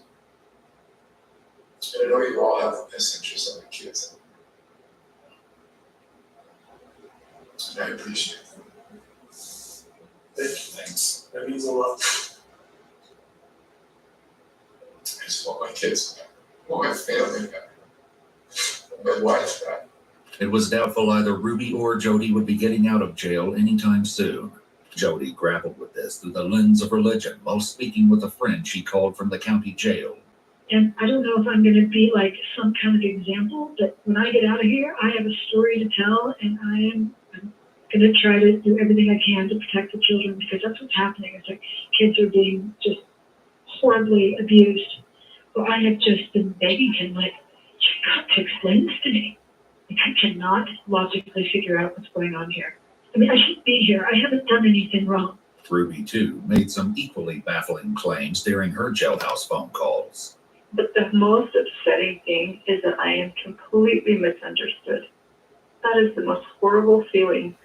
Like my own family misunderstands me, they misinterpret me, and poor Jody, they misinterpret her, they misunderstand her. She puts her neck out on the line for people, and then they get mad at her. I mean, it is just horrendous. It's horrendous. And you know what? Every Joseph Smith, every wonderful man of God has had to be misunderstood. And I'm a good woman. I don't do naughty things. This is the witch hunt. It wasn't all dark and twisted news, though. In a stroke of luck, the police located Julie and Abby. Shockingly, they were nowhere near the family home in Springville. Rather, they were located more than 20 miles away at a house belonging to Ruby's friend and fellow Connections member, Pam. How she'd gotten there, though, remained in question. Pam was handcuffed when the police arrived and agreed to answer some questions while waiting for additional investigators to arrive. While one officer sat with her, the other took the opportunity to check in with Julie. Do you need medical attention at all? Okay. Is there a reason you're so scared right now? It's us? Okay. Sorry if you've had a negative interaction with law enforcement in the past, okay? My intention is not to scare you. Do you go to school? Down the driveway, Pam was unhandcuffed when investigators arrived from Springville. She told them that she'd received a call from Ruby asking her to pick up 2 of her daughters while she dealt with a family emergency. Up until this point, the officers were under the impression that it was only Julie at the house, but Pam clarified that her older sister Abby was also there. Thankfully, neither she nor Julie appeared to be in physical distress like Russell or Eve. Julie and Abby appeared hesitant to go with PCFS representatives when they arrived, but were safely taken into custody to await the outcome of the investigation. The uncertainty over Abby and Julie's whereabouts had been answered, but so many questions remained. First and foremost, the quandary of what could have happened to leave Russell and Eve so frail and traumatized. Kevin returned to the police station with his lawyer for a second interview. The additional details he was about to share were nothing short of astonishing. Have you found the pen papers? The pen papers. So it described all of the visions and trances and everything that Jody and Ruby went into. How thick would you say it was? It was like 3 inches thick or so. And there were hundreds of pages of written documents. It's something Jody would not want found. Yeah, But she wouldn't want to destroy it. because we do have Ruby's journal, which is from those dates that you mentioned. These things are going to be so, the stuff she wrote in the pen paper, she would not write in her journal. The stuff she wrote in the pen papers was not intended to be read by anybody until God would decree them to be written in scripture for the whole world. I believe that's what we have. It wasn't certain whether the documents found by the police were actually Ruby's pen papers or just a journal. Regardless of what they were called, the contents revealed a wealth of heinous secrets. On July 10th, 2022, Ruby wrote, "Eve and Russell have been in so much deviant behavior they won't control their bodily functions. I never would have suspected the cold, dead heart Russell has." Ruby echoed these sentiments in one of the phone calls she made from jail. I don't have a really hard time understanding that children can be full of evil and what that takes to fight it. According to the journal, Russell and Eve were locked in closets, made to do physical labor, wall sits, jump on a trampoline, stand out in the rain, and carry heavy boxes up and down the stairs for hours on end. When Eve slipped and fell while carrying the boxes, Ruby accused her of doing so on purpose and then shaved her head as punishment. And this was just brushing the surface of what the children endured.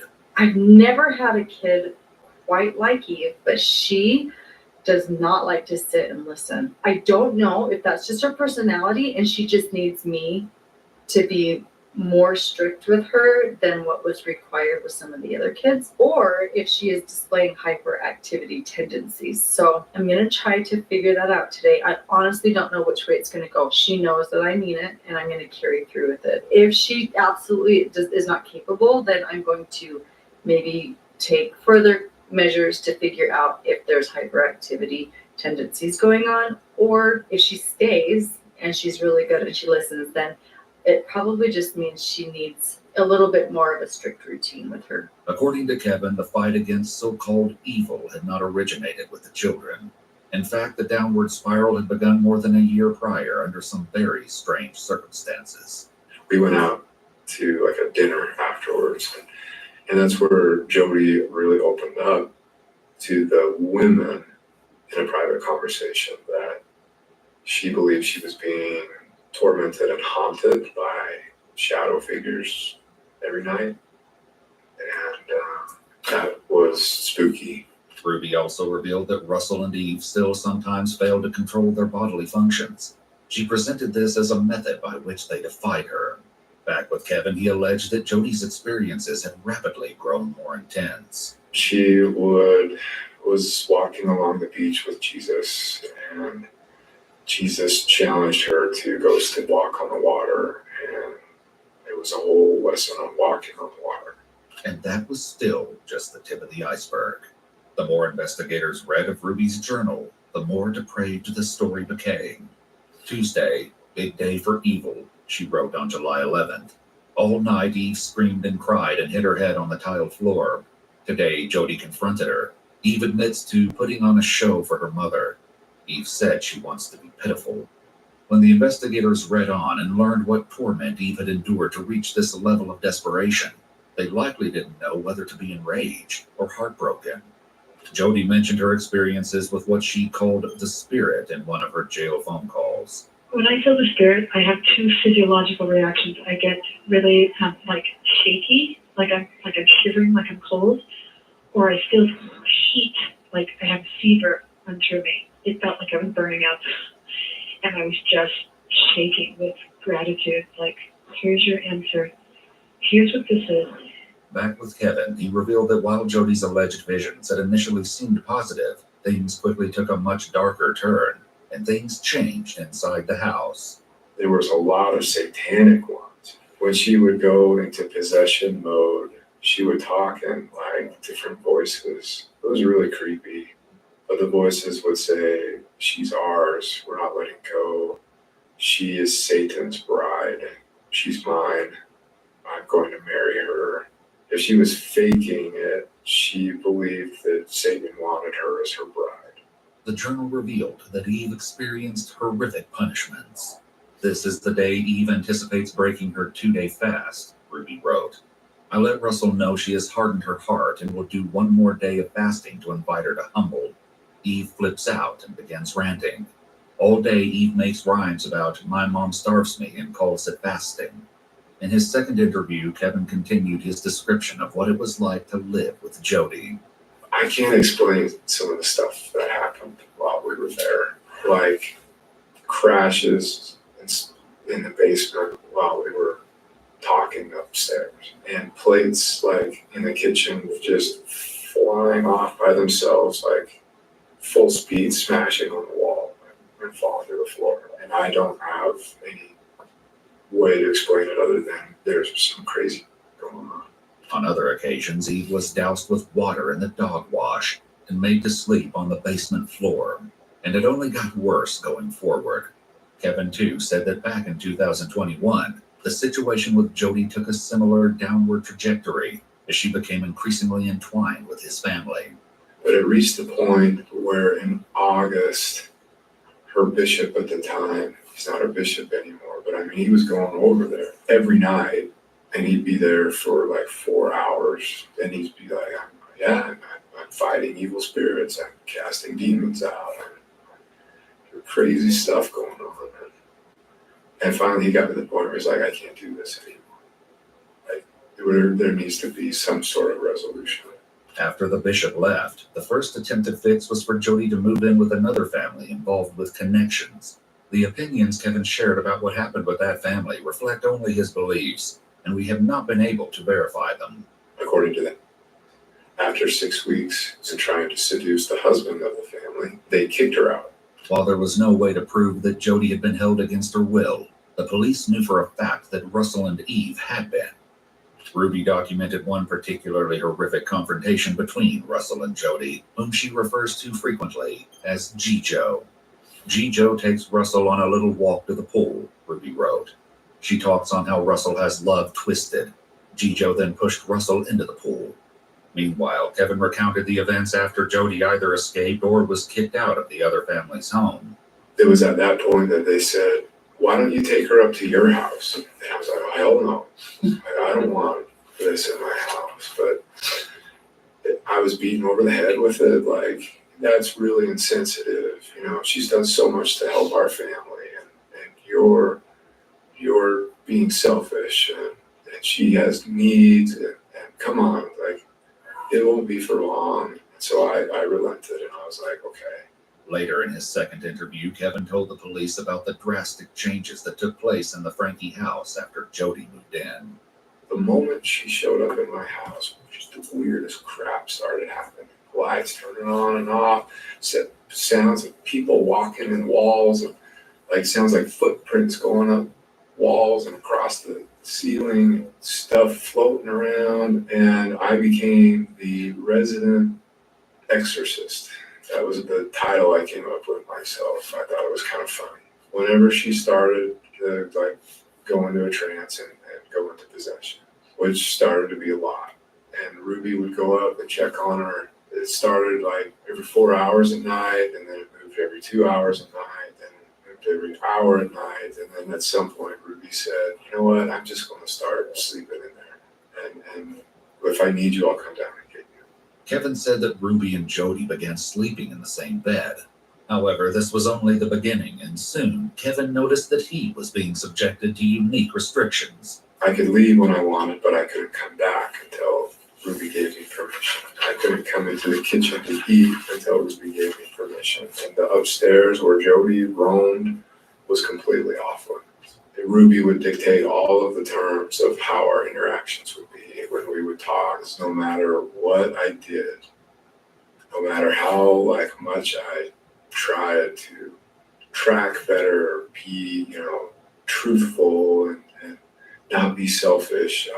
Every week it was like, you're being manipulative, you're being selfish, you're lying, you're hiding something, you're still hiding stuff.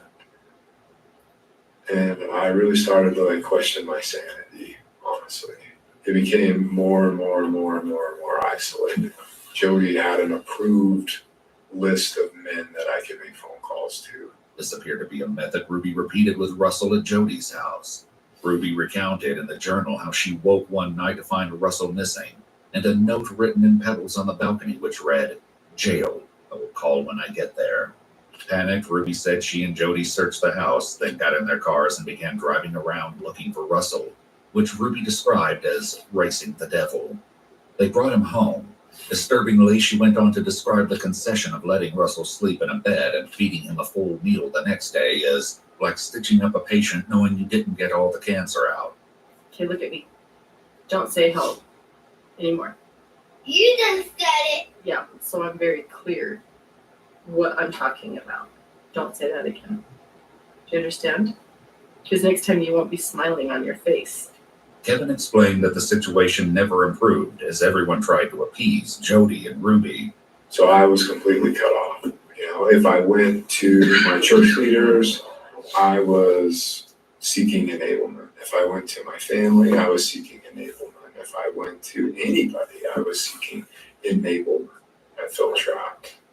And that's where I was all the way up until the last week of July, when Jody called me one day out of the blue and just said, I don't understand why you're not getting it. While everything the police had learned so far was certainly horrific, they would soon realize that it almost got unimaginably worse for the children. Based on the journal entries, the authors believed that the children's bodies needed to be engaged in painful good work as punishment. Just as Ruby and Jody set out to look for rural land in Arizona for the Frankie children to work, Ruby got a text. I found the land. As the move to Arizona loomed dangerously closer, it became obvious that the women wanted the pair to choose punishment over respite. In an emotional phone call made from her jail cell, Jody had this to say on the topic. Nobody wants the truth. Nobody wants the truth. Nobody wants the truth because these kids, I told Doug, I woke up, the spirit told me, it's all the devil. I mean, you've seen him, and he uses these kids, and he uses all of us as the adults, the parents that don't hold the kids accountable. So now it's abusive to make a kid sleep on the floor. It's abusive, or it's abusive to, it's ridiculous. You can't even raise your kids anymore. This was the sort of stance Jody put forth through her program, Connections. At its peak, her Instagram had over 10,000 followers, leaving the police to wonder just how many other children might have suffered the ramifications of her influence. Later, in the midst of the investigation, Kevin continued his story of his family's breakdown. So that separation continued all the way up until the holidays, maybe. And then Ruby ended that separation. Jody went home the second week of January. But by that time, Ruby, Pam, and Jody were completely determined to do this work that they felt God had for them. I thought it was crazy. I thought it was just that crazy. When talking with Kevin, the police learned just how far Ruby was willing to go to pursue her work with Jody. She wanted to legally, work with Jody's attorney to give Jody 8 passengers and become an employee of Connections. Basically, the contract was Ruby gives Jody everything and Ruby gets nothing in return. Our YouTube manager at the time was like, red flags. I don't know how to tell you, she's scamming you. Ruby fired him. Regarding this issue of Ruby and Jody's business entanglement, Ruby made some interesting claims in one of her calls from jail. In fact, she seemed to be changing her attitude towards Jody entirely. Jody Hildebrand never was my business partner, nor was I ever her employee. I never received wages from Connections or Jody. In 2019, I hired her as a counselor for my son, and then in 2020, I paid her to be my mentor. She's a whirlpool. Just told you. Regardless of any legal business arrangements, finances became an increasingly central component of the travesty that befell the Frankie children. This became clear when police continued reading Ruby's journal and gained further insight into the disturbing reasons she and Jody were looking into moving to Arizona. Jody and I took Eve out into the desert, Ruby wrote. She went out into the heat, barefoot. Eve still tried to run. She screamed for another family, water, food, care, love. Oh, Eve, a manipulative ploy. Ruby's journal entry about taking Eve to the desert became even more heartbreaking. Apparently, it was only after Eve collapsed on the road exhausted that Ruby took her home, but not for long. The very next day, Ruby, Russell, Eve, and Julie all returned to the desert. For the next 3 days, the children were made to weed and tidy a cemetery on a nearby Native American reservation. They were not allowed to wear shoes or gloves, despite the fact that there was broken glass and thorns everywhere. At one point, Russell became so desperate to escape the heat that he stuck his head in the toilet. Footage of this suffering was captured by a local who explained in no uncertain terms to Ruby that she was not welcome there and that she would be filing a police report. This, Ruby wrote in her journal, was a sign that the devil does not want us to take Russell and Eve out of society. Apparently, relocating to Arizona was their chosen method of avoiding further unwanted attention. One has to wonder how long the plan to get to Arizona was in process, though, based on an interaction Kevin mentioned happened before the separation. Ruby started threatening me with another separation. And just like, this isn't about money, this is about doing God's work. So we continued in that dynamic for the next 6 or 7 months until she went on a trip with Jody and Pam down to Arizona. And I think they, like, when I read her journal, that she went into Mexico or something and bought drugs or something, like prescription drugs for the emergency kits. And when she came back from that trip, before she even brought the bags into the house, she pulled me in and said, I want to talk with you. And that's when she asked me to leave. And so Kevin left and got an apartment in Springsville. At some subsequent point, Ruby also left the family home for the house in Ivans to live with Jody, where the lives of her children would become a living nightmare. Back with Kevin, he said that when Ruby initiated contact again, he had no idea the sinister plan she had in store for their children. Around that time, things with Ruby started, like, picking up. And I didn't understand why, but, like, Ruby wanted to meet in a parking lot and wanted me to sign over 2 of our cars, wanted me to sign them over to her name. I'm in total compliance mode at this point. Just like, I'm a good husband. You see, you can trust me. Ruby's comments on the journal somehow managed to become even more disturbing. She wrote, "This girl would choose to be shot and die than to humble." Even that wasn't the most disturbing part, though, because after locking Eve in the closet overnight, they decided to treat her injuries from the cactus. Ruby said, "The spirit was very strong as Julie and I witnessed Jody cleaning what did not deserve to be clean." Kevin continued his story, discussing the moment he found that his family had disappeared to live in Ivans, leaving their own house empty.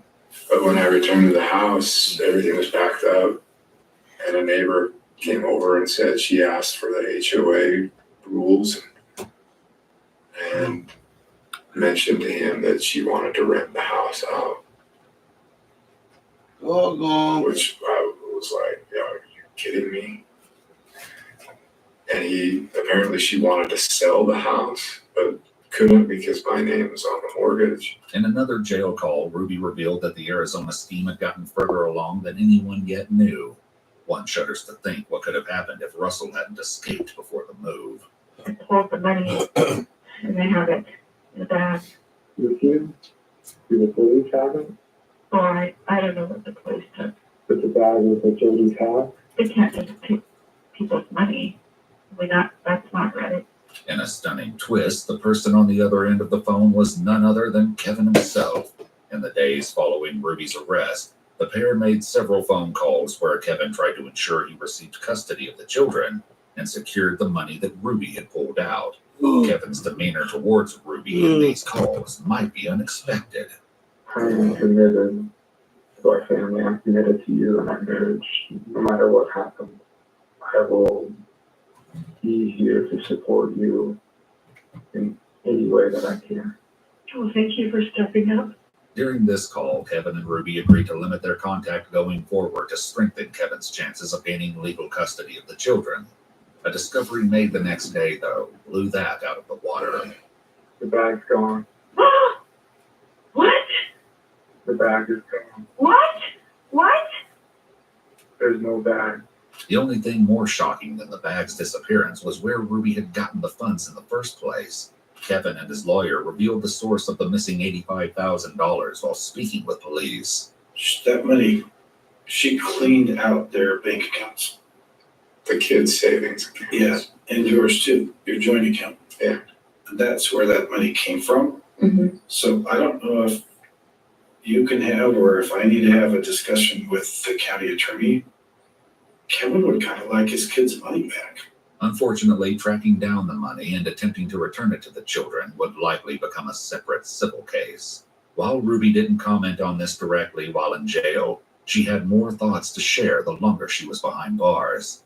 The devil is so quiet.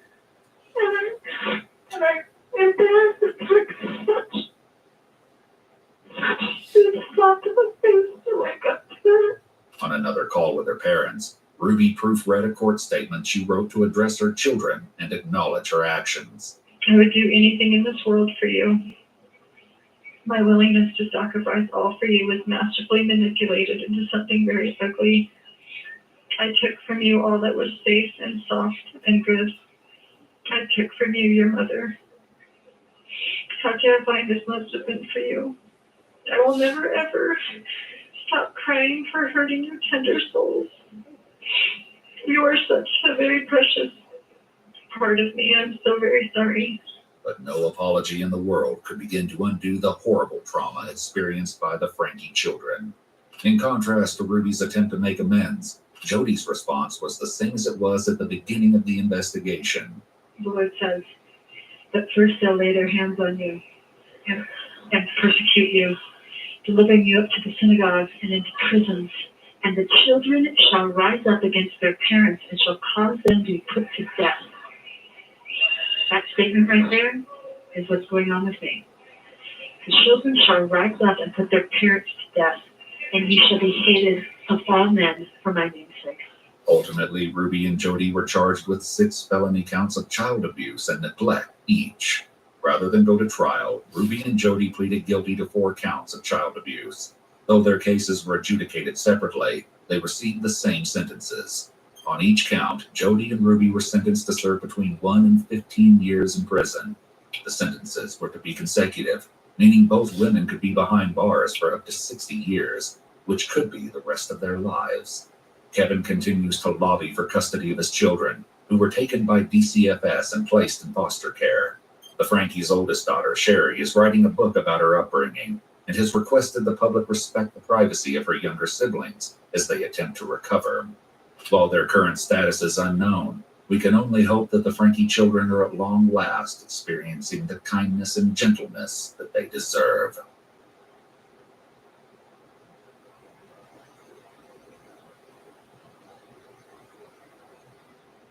We just 10-50 with the squats. That's rolling strong. We're wiping out. Pull trap. Hi everyone, Donut here. Welcome back to another video. I hope you enjoyed the last one where that sniper did the thing that snipers do, and it was not a bad watch. You may have been sitting around today thinking about what car windshields would look like sprayed with bullets. And if you were, this is the video for you. I don't know what's been going on this month with officers just Swiss cheesing their front windshield or the front windshields of other cars, but there sure are a lot of well-ventilated cars showing up to shops recently. courtesy of your local police department. But before we go fill the grease in our hair, we're gonna have a quick word from our sponsor, Watcher of Realms. Give you more. That's what Watcher of Realms is all about. Watcher of Realms is a fun next-generation fantasy RPG that's free to play on PC and mobile. They are celebrating their first anniversary. It's the best opportunity to download. In this grand celebration, they'll give you more. They have 2 new heroes, Dragon Lady Honora and the powerful Dragon Yumaret.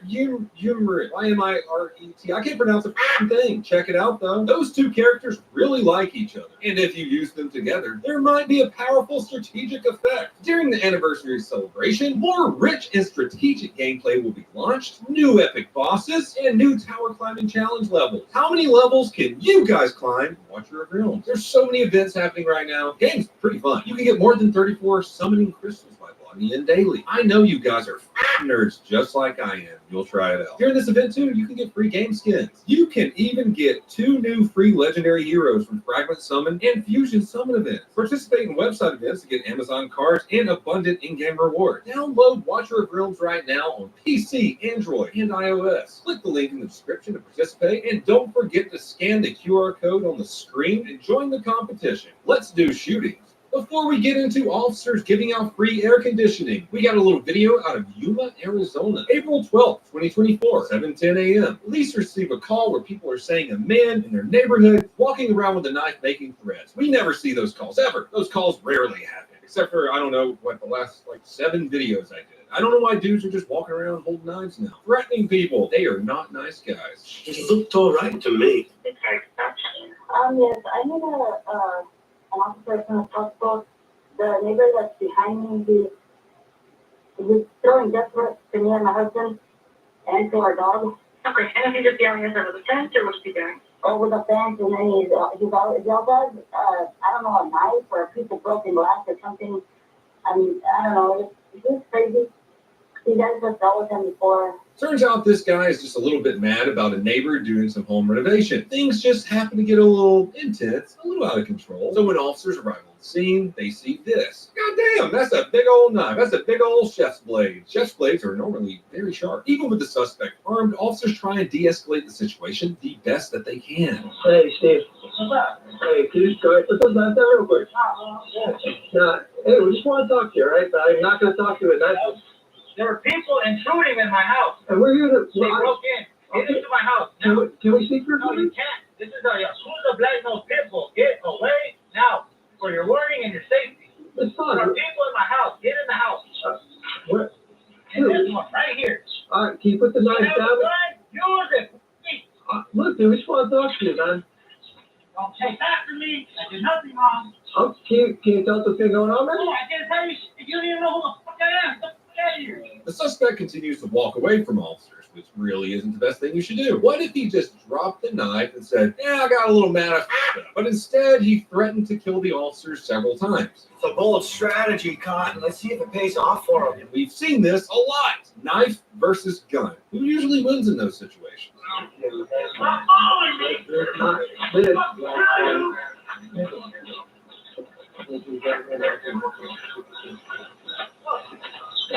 Hey, we just want to. You're chasing me. You're not detaining me. You're that. All right, dude. Bro, we just want to talk to you, all right? Steve. And I do have to say, there is no situation in life where Black Lab will not just try to enjoy life, even if being taken on the worst walk ever. But back to the video. Officers try to de-escalate the situation. They talk to the suspect, but finally they've had enough and they try to take the suspect down, just to detain him. Come on. Drop the knife, dude. Put your container down. Dude. Stand down. You're detained. We're not letting you walk away, man. Dude, put the knife down, right? Where's the phone? Steven. No, you stop right there. Dude, drop the knife.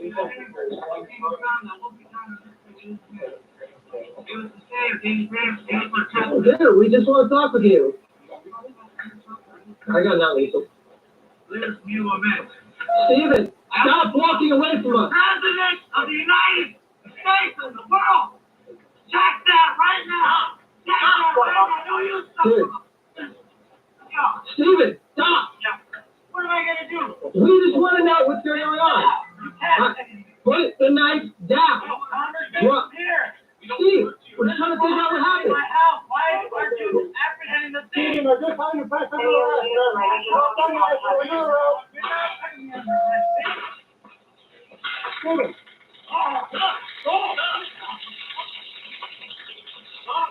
Hey. Yeah, you do. You just hurt me. Hurt them.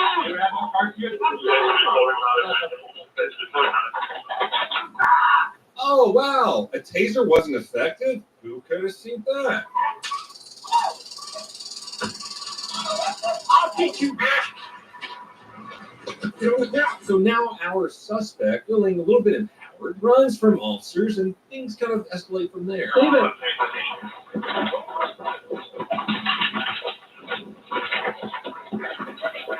10 out of 10 fence jumping from that officer, by the way. Little chef's kiss fence jumping there. Officers chase the suspect a little bit down the way, but the suspect runs out of breath and the officers try to taser again.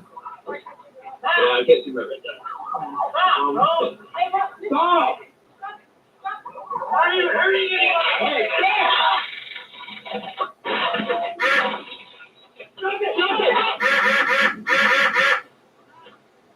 So it's fine. Hey, hit up. As you can see, the officers did hit the suspect with the taser. They moved in, but it wasn't effective for long enough. Let's see another angle. Stop it! Stop! Stop! You're hurting anybody! Stop it!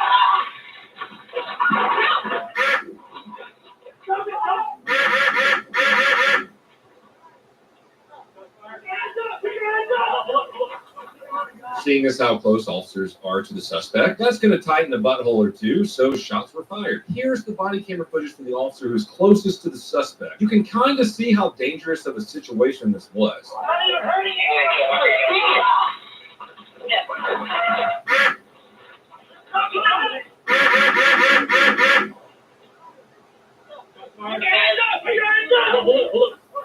Did you see that at the end there? Not only did this dude have a knife, he also had some type of 300 Spartan spear there. What in the is that? Who carries that? No idea. What we do know is that a man threatened to kill his neighbors, police officers, and a dog, then lunged at a cop and ended up with 14 new holes in his body. From what reports say, the suspect is actually still alive. In a shocking upset, I feel shocked.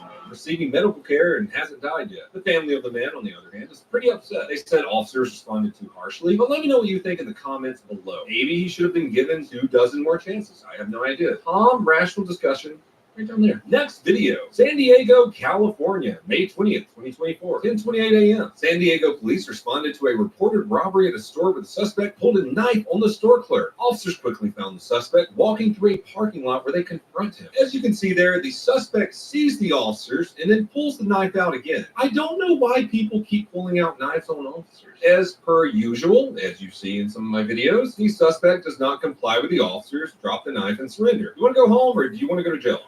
I want to go home, Jane. Or, do a lucky and end up in the forever box. Take that long nap. Foreshadowing. I never would have guessed. As we saw in our last video, officers pursue the suspect with a knife, they deploy a taser, and this is what happens. Drop the knife now! You need a shot!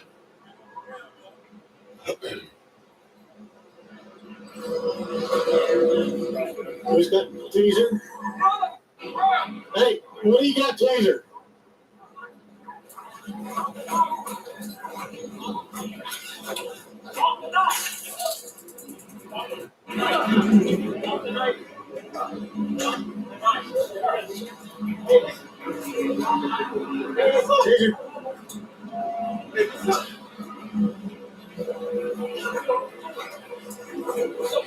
Taser. Taser.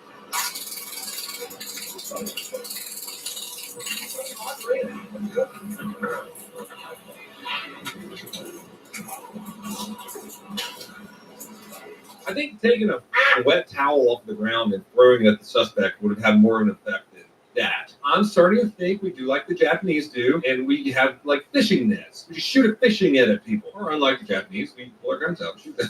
I will make you fishes and Now, with this being California, you can't really go 10 feet without running into a homeless encampment. Or a pile of shit. Or some dirty needles. California. And that's exactly what the suspect did. He ran into a homeless encampment.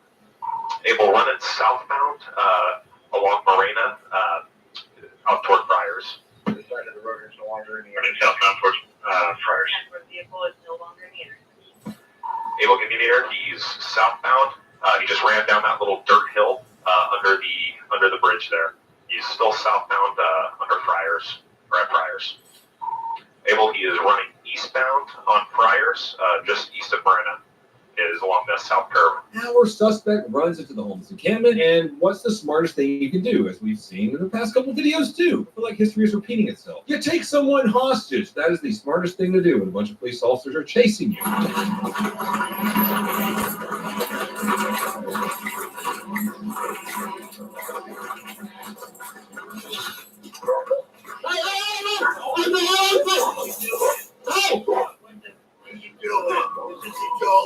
I feel kind of bad for the hostage there. He's asking if this is a joke. Am I being punked right now? No, you're in a homeless encampment and someone is holding a knife to you. Seems like that wouldn't be a joke. You just got pranked, bro. Yeah, it's one of those jokes where someone might just get stabbed to death. This next part, though, makes it a little bit sadder. What are you doing? I'm on Facebook video with my mom. What the hell are you doing? The guy was just on the phone with his mom. You don't fucking take people hostage who are on the phone with their mom. I mean, you don't take people hostage in general, but that's extra cruel. But luckily, the dude's dogs and officers had something to say about that. What the hell are you doing?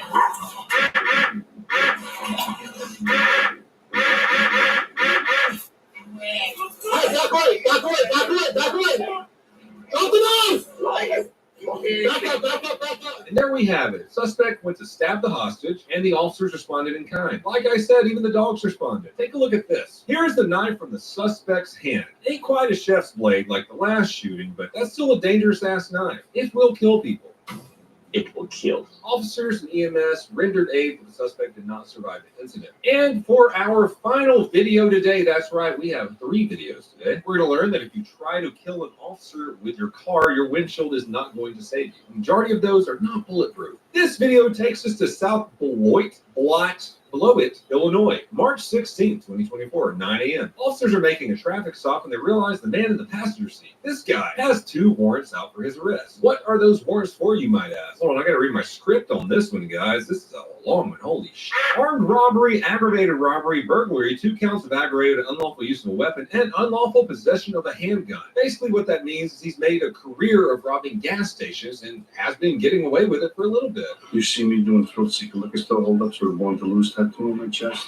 Not anymore. The officer conducting the traffic stop realizes who this person is, so he sits around and waits for backup. You know, you don't want to go barging in there by yourself and be like, get out of the car, I know you got a gun, I know you've been robbing gas stations. No, you calmly wait for backup, and then you get 2, 3, 4, 5 officers and make sure everything's safe. Once the other officers arrive on scene, though, the suspect refuses to get out of the vehicle, which, what have we learned? Pennsylvania versus Mims says when the nice police officer asks you to get out of the car, you gotta get out of the car. Not only did he refuse to get out of the car, he tells the driver, nice young lady there, slam on the gas. And she actually listens to him and slams on the gas, almost killing one officer. The car speeds off and one officer fires his service weapon, hitting the female driver in the leg, which causes her to crash. This is where we come into the footage. The suspect in the passenger seat with the warrants runs into a nearby bar, and the first person that he sees in the bar, he holds them at knife point and demands their car keys. Police eventually find the stolen vehicle with the suspect in it and continue their pursuit until they get an opportunity to stop the suspect. North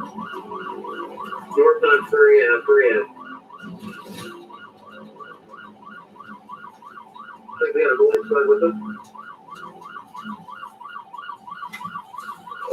He's not strong.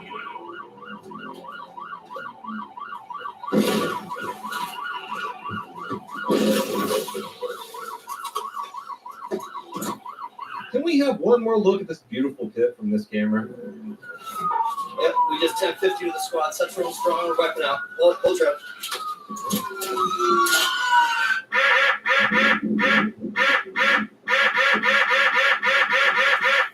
Now, what we couldn't see is this officer trying to get out of his vehicle during all of this, and our suspect trying to ram the officer.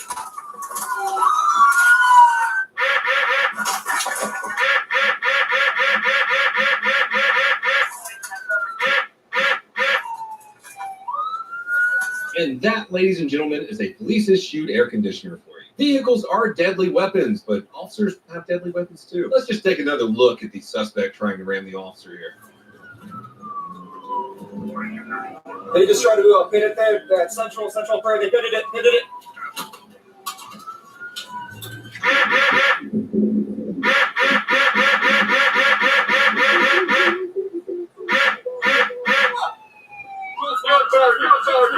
And what do you do after making a new door on your vehicle? You gotta use it.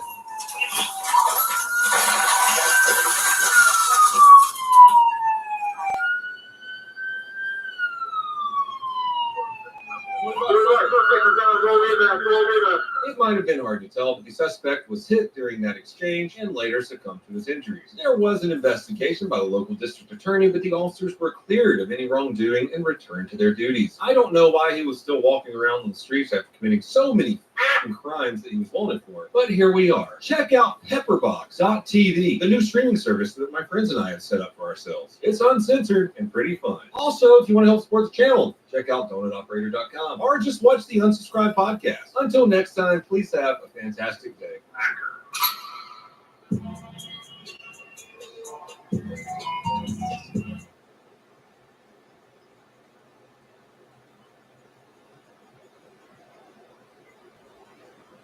Hey, Denver police, open the door!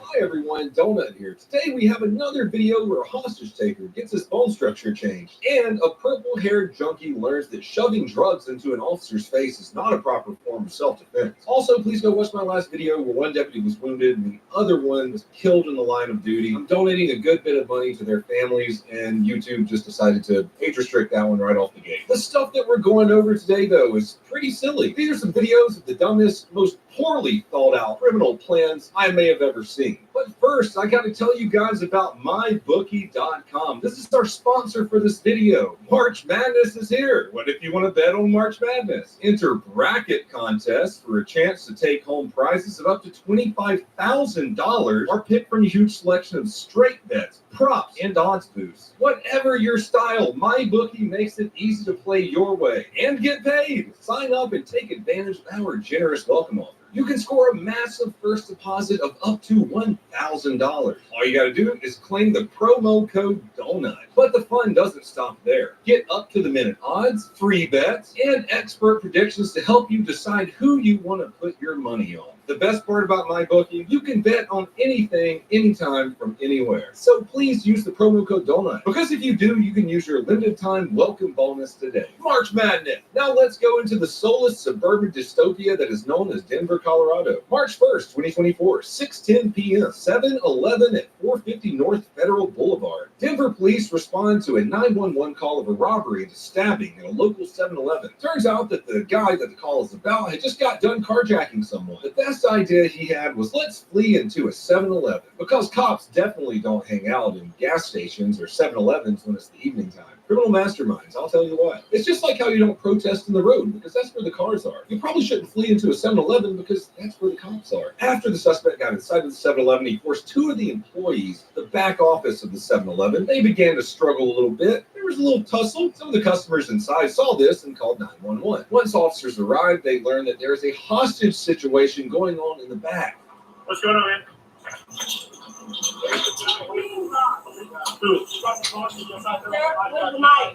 Where's it? Inside that room.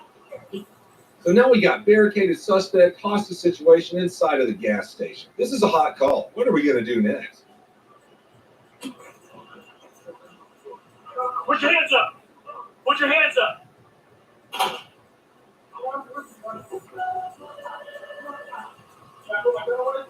Put your gun away right now. Stay outside.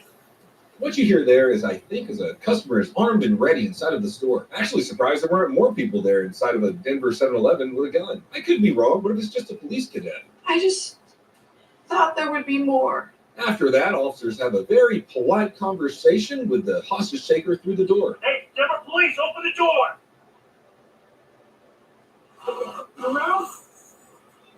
Open the door!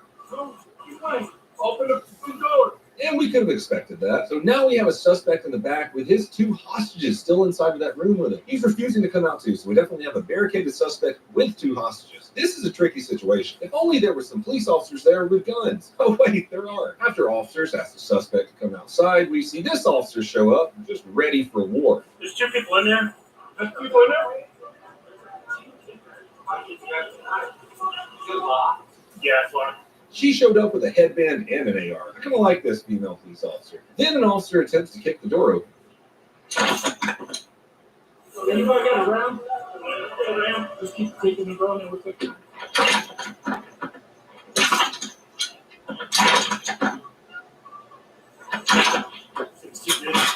That obviously didn't work, so they bring in this complete unit of an officer. Got it, right?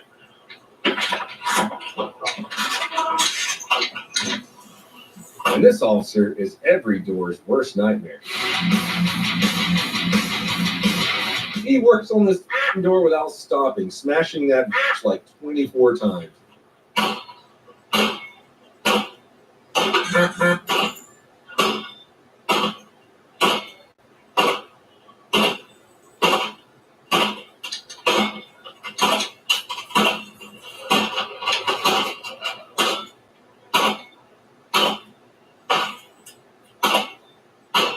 Maybe even 25 times.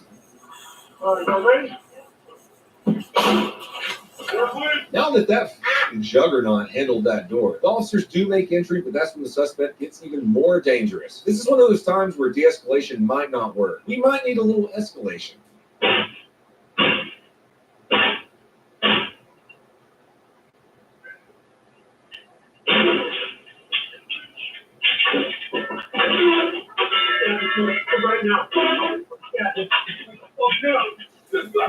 Once in the room with the suspect, threatening a man's life, the officers handle business. They had to act, and indeed they did.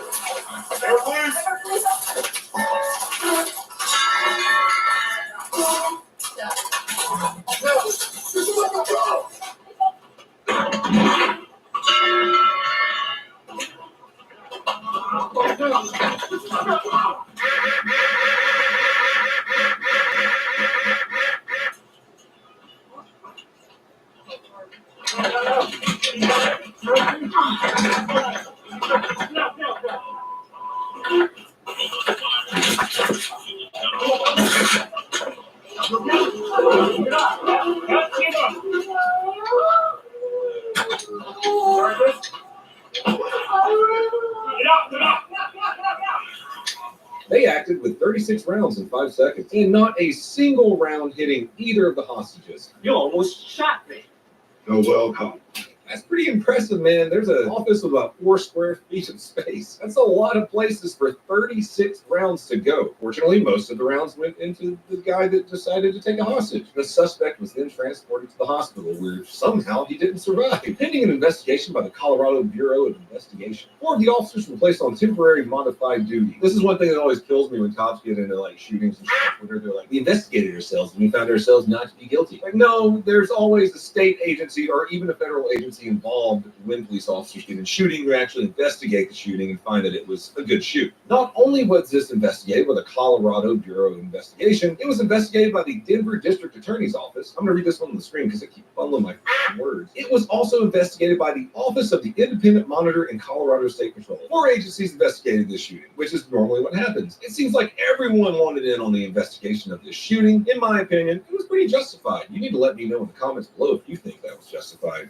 You really don't get to carjack someone and take 2 hostages in a 7-Eleven and hold a knife to someone's throat and think that everything's going to work out for you. Sometimes they're just accurate officers on standby. There's that whole saying about stupid games and winning stupid prizes. This stupid prize just happened to be on someone's body cam. Now, that was a pretty quick hostage situation, so I feel like we should do just, one more little incident. Something I saw come across my feed from Code Blue Cam. That's right. This is right out of La Crosse, Wisconsin, the home of the T-Rex. Oh, he did silent white girl cries. Did you see that? Look at his face. Look. Now we're gonna walk over there. He T-Rexed. But he's doing it right now. That's right out of the GTA server of Wisconsin. Let's get into this one. April 15th, 2023, 11:45 p.m. Police watching camera footage of a parking garage noticed a lot of people that have taken up residence in its stairways. They're blocking the entrances and exits, probably shitting and pissing on the floor, doing a lot of that old fentanyl, you know? As officers make their way through this parking garage, they see a lot of evidence of people living there. Was it this stairwell? Yeah, the elevators. Yeah, this is basically Portland, Wisconsin. The good old city of La Crosse, the great Wisconsin staple for fatherless homes. As police move further through the stairway, they encounter a couple of homeless people in there. I'm sorry, is that the wrong term? Isn't there another term for homeless now? Degens? I don't remember. Most of them are pretty cooperative, though. What's going on today? I'm not sure. How's it going? That's good. What the hell is this thing? I'm just trying to go a little hard and move my stuff around. I'll get everything. I got you. You got an ID on your partner? Thank you, brother. Kind of like trash can Batman there. He's not a bad guy. I think he's building some kind of Mad Max coat rack, though. I'm not trying to make a mess. I'll clean everything up. So the reason that we're out here with you is because of this stuff. Okay, it's blocking egress. Because we got cameras and stuff, and we got people watching, and we can't, that's what I'm out here. I'm getting moved out right now. What the cops didn't know in this situation is that they have the final boss waiting for them in the elevator.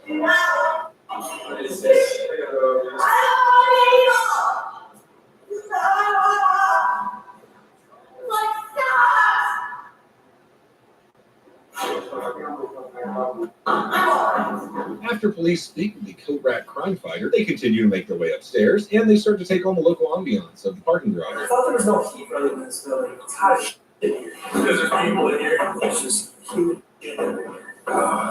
The officers then encounter a group of homeless people who just don't seem to understand you can't live on other people's private property. You can't just live in the parking garage. I know it's a pretty good space to live. Go to New York, maybe live in someone's house that no one's using. You can live there 30 days. I saw this on Twitter today. I might be making a video about it, where this lady who owned $1 million house in Queens, she got arrested because she changed the locks on her own home that a squatter was staying in. But yeah, La Crosse, Wisconsin. Just go to New York. But don't come to Texas unless you're voting for Brandon Herrera for District 23.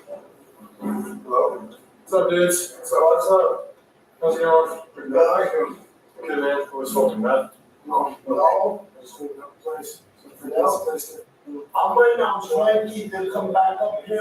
So it can't be in here. Oh, can't be here? The homeless people who were there, the police officers were talking to, agreed to leave, but not before searching them. Oh, wait, it's been like that for forever. Yeah, Frankie, he's got a place to go, bro. Yeah.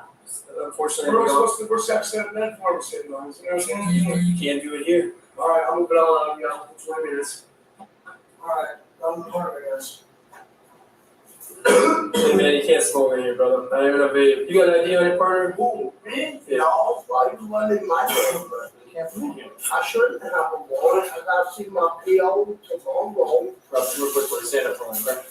Square over your phone, okay? Why? What's that? Why? No, we're gonna search your real quick. For what? What's that? Do you want to turn around for us? Yes, well. Why am I going to jail? Going to jail, buddy. He's going to jail. That's the truth. You have any answer to focus statement? No.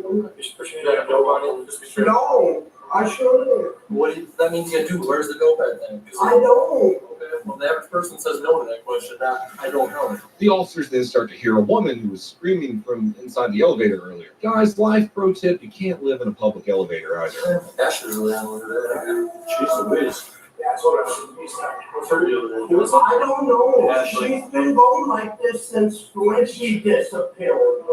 I'm just, I don't know, she's been dealing with weird sometimes. No. She up there by herself? Yeah, she. No, I don't know what she is. Wait. What's a shiny now, man? Just, oh my God, do it. Give us like 5 more minutes, okay? Just give us a second. As long as you can stay in here, then you just sit with us. She's been trying to steal all Frankie's blankets. I've been waiting on him, watching his stuff for him to come back. Those are horseshoes. I'm leaving. No, that's all 50. That's from mine to cover for what we don't finish. Get it? I've been hanging out with him and helping him fix fights. Alright, you're good, buddy. Get your stuff. Thank you, Robert. Then this happens. Oh, no. Ash, what's going on? Can you settle down for it? I know the cops have to do their job and clear this place out, but I can guarantee you whoever pushed that button really regrets it. Oh, and you see that wet spot down there, the little wet spot? Yeah, it's piss. It seemed to be business as usual for this young lady because she starts trying to do her drugs right in front of the cops. I mean, they're probably going to take it from her anyways. Why not just, hammer her down right there? Officers obviously don't want to be in the same room with her, and they also can't let her do dope in front of them, so they attempt to stop it. Can you stop? No! Stop.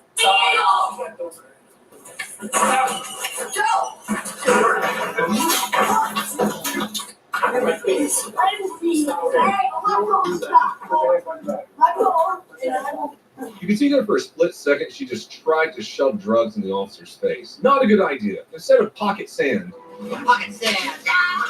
But knowing her lifestyle, I don't know, maybe that's like a sign of friendship in her world. It gets worse. I'm so surprised. Stop. Stop. Stop. Told you for sure. Stop. I am the worst person. I'm so sorry. I am the worst person in the world. Go to jail for sure, relax. DC took the battery. Throwing dope on my face is not going to be a good thing. I'm not Let's calm down. Yeah, she tries to eat it next. Officers are able to successfully restrain her, but not without her fighting them and some demons, I guess. Take this out. Actually, stay in the corner. Okay, sit down. Let's go through. I can't get out of my thoughts. I did not kick you. Stop kicking. Do it. You're really gonna hurt. I didn't say that. Hey, relax. Don't kick this and I'll kick you. Alright, Respect. Okay, deal. Take his leg off. Don't you kick that. Deal? You promised. I promise. Okay, take him out there. Sweat. On my face. Try to rub that dope in your face. I did not mean to do that to you. You promise that you're not gonna kick. I won't. What was all that tinfoil? Then we get to find out what the drugs are. It's heroin. Guess what heroin has in it a lot of the time? That's right, fentanyl. And a little bit of that can just absolutely murder you. The officer then has to request Narcan for medical to prevent himself from having an accidental overdose. 6 minutes. Shut up. 96 minutes. Somebody with Narcan, maybe. Not only is she trying to shove heroin in an officer's face, she's using that one tool that females always use in police encounters. That's right, screaming like a f***ing banshee. That's rough. Hey, roll over. Come on, I'll help you. Come on.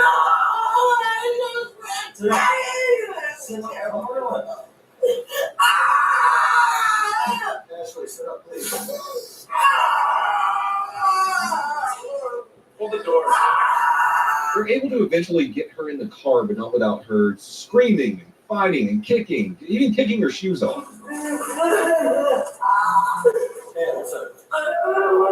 Step your feet out. Step your feet out of this so you learn to try. Just stay in there.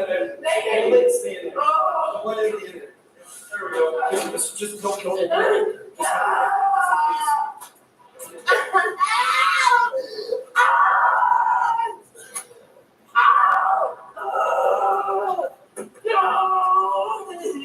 I'm not seeing the No! Sit. I don't think I've ever felt an officer's sigh of relief more after that officer when he shut the car door. He was transferred to the hospital and then later taken to jail. As you can see, it looks like they gave her something to calm her down. Should have just gave her more fentanyl. She was charged with a couple of felonies. Attempted battery of an officer, second-degree reckless endangering safety, and bell jumping. I don't know if you guys have ever seen my other content where I talk about La Crosse, Wisconsin, but every single person has several counts of bell jumping. She was unfortunately immediately released on bond, but luckily found guilty later on. For forcing heroin into an officer's face, she got a whopping 2 years on probation. Let's go criminal justice system once again. I'm going to be heading to the Unsubscribed live show in Austin tomorrow. We still have the Dallas and the Houston shows. Both might be sold out, but either way, check out the links in the comments in the description below to see when our live shows are. If you want to help support the channel, you can go on over to donutoperator.com. Subscribe to me everywhere. Please check out my vlog channel. Also, I've been uploading on there pretty often. And that's all I have for you fine people today. As always, please have a fantastic day.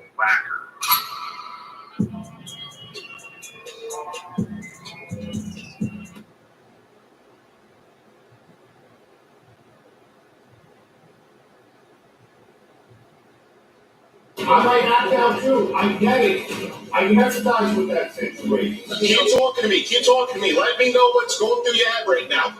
What concerns you? I want to be sure. Hi everyone, Donut here. Today's video is going to have a little bit of everything. We have a SWAT sniper that takes a shot that goes into the one-tap Hall of Fame, pipe bombs going off in an officer's face, and a lady cop fighting for her life. We have a lot of once-in-a-lifetime events called on camera, so stick around. But first, a word from our sponsor, Manscaped. Ladies and gentlemen, I'm proud to announce the Smooth Sack Summer. When you're playing in the summer sun, make sure you're groomed from pubes to bun. Thanks to our friends at Manscaped, you can make this happen. The Performance Package 5.0 Ultra is the ultimate bundle to keep your boys downstairs cool while looking hot. It has everything you need to prepare that summer vibe. Inside this package, you'll find the MVP, the Lawnmower 5.0 Ultra. This little guy right here that I've already opened up and not to use on myself. It has 2 interchangeable next-gen skin-safe blades, one for taking a little off the top, and the new full blade to go smooth wherever your heart desires. Heart or wherever you want to go smooth at. It also features dual LED spotlights. That provides better visibility on multiple skin tones. Dark nuts, light nuts, doesn't matter. 3 length setting combs. And oh, did I mention this trimmer is waterproof too? Beach, lake, or shower, this razor will defeat even the wildest pubes. You got some pesky little nose hairs? That's why there's the Weed Whacker 2.0 ear and nose hair trimmer. It's waterproof, cordless, and rechargeable. Here's the kicker. It's also built with skin-safe technology. Guess what? Smooth Sack Summer gets even better. When you purchase the Performance Package 5.0 Ultra, you get 2 free gifts. You get the Boxers 2.0. They're silky and make your Franken beans feel nice. They also threw in their Shed 2.0. It's your ultimate grooming command center, a perfect place to keep all your grooming gear organized and ready to roll. Don't miss out on Smooth Sack Summer, boys. To get all this cool stuff, all you have to do is go to manscaped.com, use the code DONUT. That gets you 20% off, free international shipping, and the 2 free gifts that we talked about. Make your Franken beans very smooth for the summertime by going to manscaped.com using the code DONUT. Let's do shooting. For our first video, it's gonna have a lot to do with Florida men. We know a lot about Florida men around here. This is some award-winning shooting out of a Florida SWAT team. I'm not kidding, dude actually won an award for this shot. It's gnarly. Yeah, I'm talking about this stud right here. You gotta see this shot. Fort Myers, Florida, February 6th, 2024. This idiot, he decided to rob a bank in the least around his state and the least around his country. It obviously didn't work out because he ended up in a full-blown hostage situation. At one point during negotiations, he became physical. He started to put one of the hostages in like a headlock, and he had the knife to her throat. You can barely see it there in the surveillance footage, but he has a knife to a female's throat and has another female hostage. At that point, you need to call in some shooters and negotiators too, I guess. Else who has kids, I want to be able to help you with that. 100%, you heard? Come on, Alavachi. Keep talking to me. Right? Keep talking to me. Keep talking to me. Let me know what's going through your head right now. What concerns you have? I want to make sure you're the most relaxed. While the negotiator was trying to get a response from the suspect, the SWAT sniper was busy using one of his teammates as a tripod to set up for a pretty gnarly shot, the one we were talking about a minute ago. I'm not sure, but it looks like they had to have practiced this at least once before. It's too fucking perfect. Problem is, there's a computer monitor in the way. But you're about to see that the old 308 doesn't give a fuck about a computer monitor. I might knock down too. I get it. I can empathize with that situation. Believe me, I can. Okay? And I want to be able to help you with that. Right? As somebody else who has kids, I want to be able to help you with that. 100%, you heard? Come on, Alavachi. Right? Keep talking to me. Keep talking to me. Let me know what's going through your head right now. What concerns you have? I want to make sure you're the most relaxed. Go. Make sure you're the most relaxed. Go.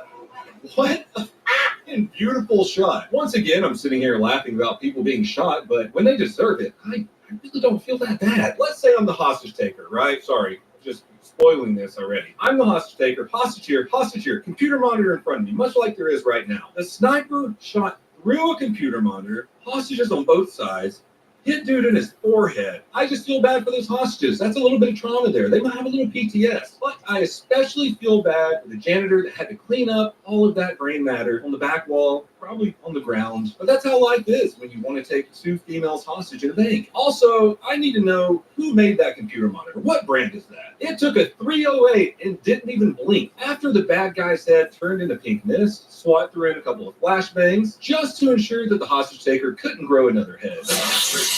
You have any idea how much that stings?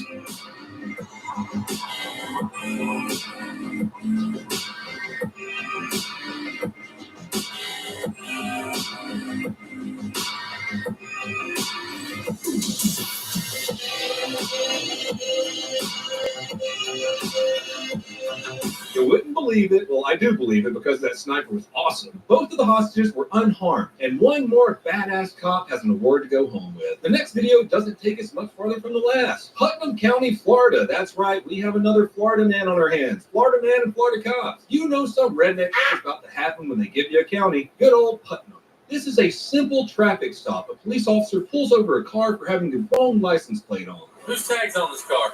My ex-wife. Okay, well, why is her tag on your truck? I send her the money every month.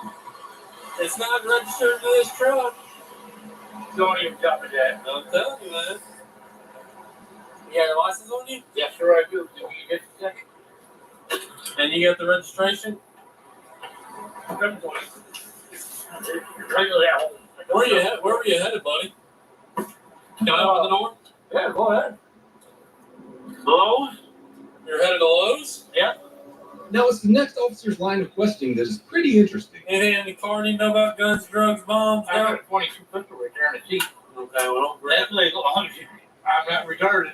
That officer might as well have read off a list of everything that man had in his truck. But after a little small talk about drugs and whatnot, the officer notices something in the door of the vehicle. So when I search the car, am I going to find anything? No, you already did. Cool. I can search it? I can search the car? So what are these dope baggies in this cigarette pouch right here for? You use cocaine as well? No. I got 6 heart attacks. Okay. Well, what does that have to do with the 3 baggies with the white substance in that cigarette pouch right there? Don't know. Help out for me, Bubba. Yes, sir. Listen, man, I don't want to take you to jail, but if you're not going to be honest with me, man, you're going to go to jail. No. Okay? So why don't you be honest with me?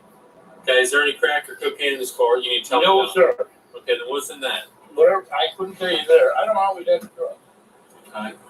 Because I don't believe that story, to be honest. No, I can pee in a cup and all that. That doesn't do anything for me.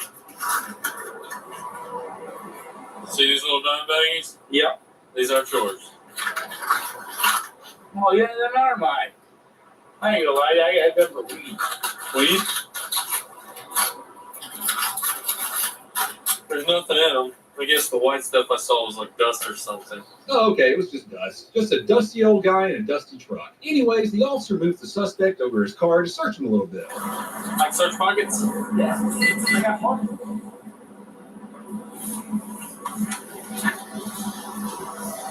Dang, I wish I had that much money. That ain't much as long. Good. It's mostly long. Oh, goodness. Can I put my phone in front of that? Yeah, of course, man.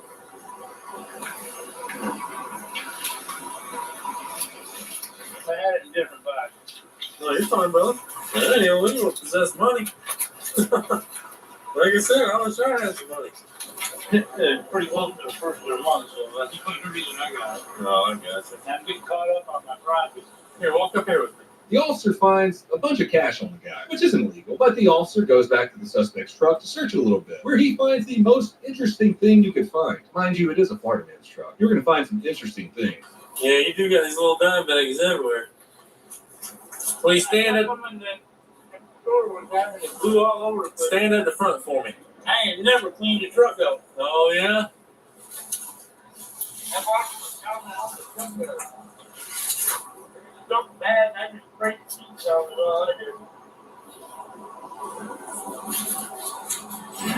Yeah, there's your roach. I told you I didn't lie about it. No, you didn't. I knew I could smell it.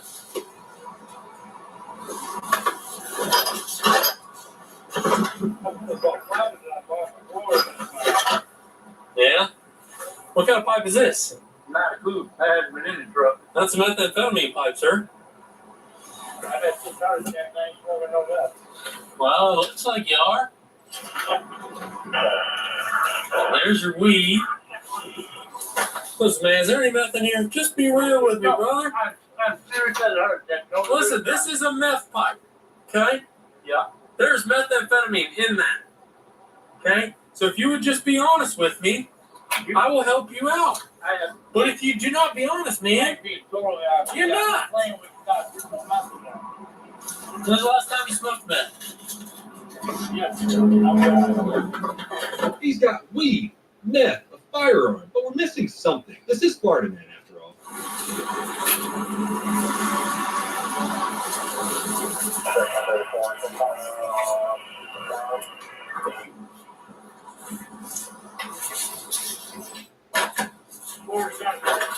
Yeah, it's good. Oh, what the?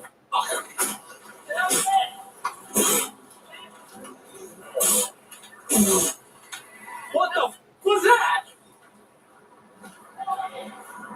You got a fire extinguisher?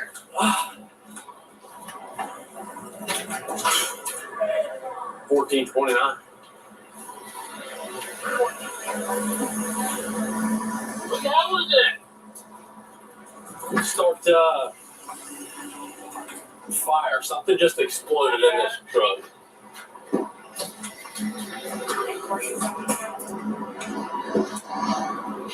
I'm 77. It went off on me. I don't know what it was, but yeah, 77 for now. I got the airbag.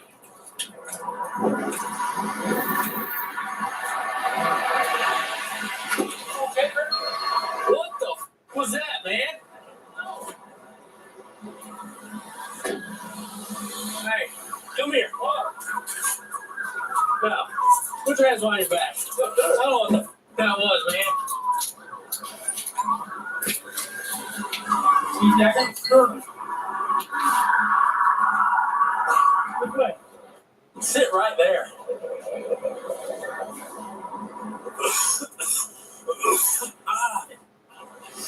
I guys don't know what the hell that was. It's nasty smelling. Did you look? Look there in the drop? No. You. God.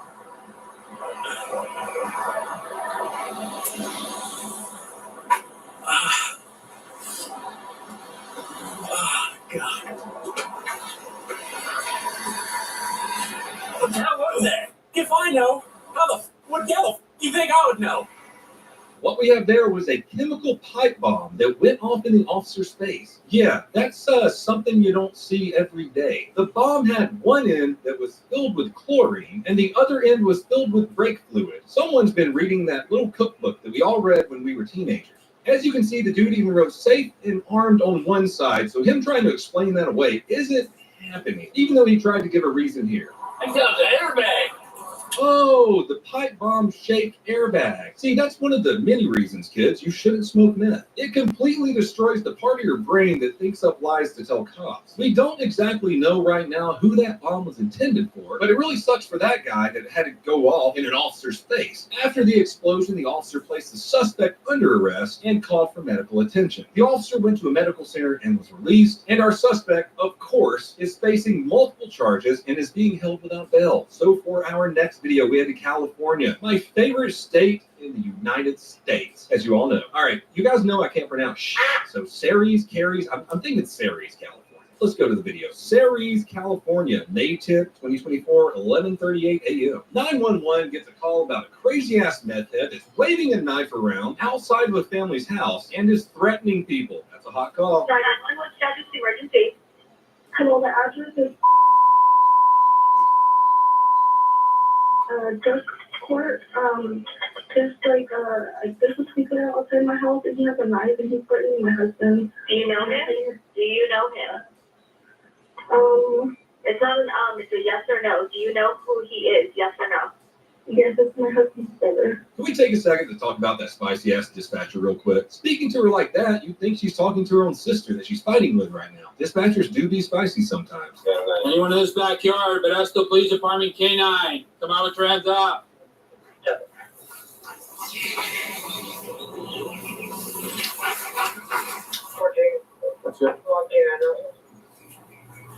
Alexander, this is the Modesto Police Department K9 unit.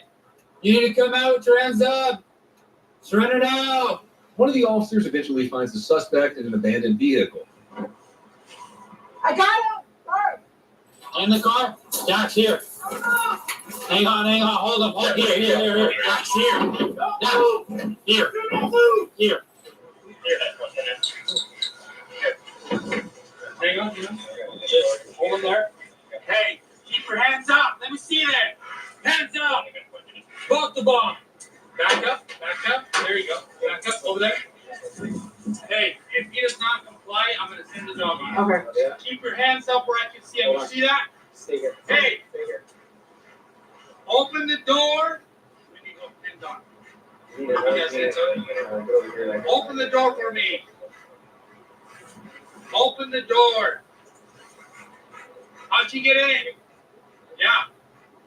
What's your name? That's it? That's him. All right. If you can open that door, I can probably. Yep. Hang on. Go around. Keep holding here. And here's where things get really dangerous. Let me get down! What happened right there might have been the wrong move by the officer. When the suspect got out of the truck, she should have created a little bit of distance between herself and the suspect. Not really move in, because that kind of led her to be more vulnerable to an attack. Here's her attack in slow motion.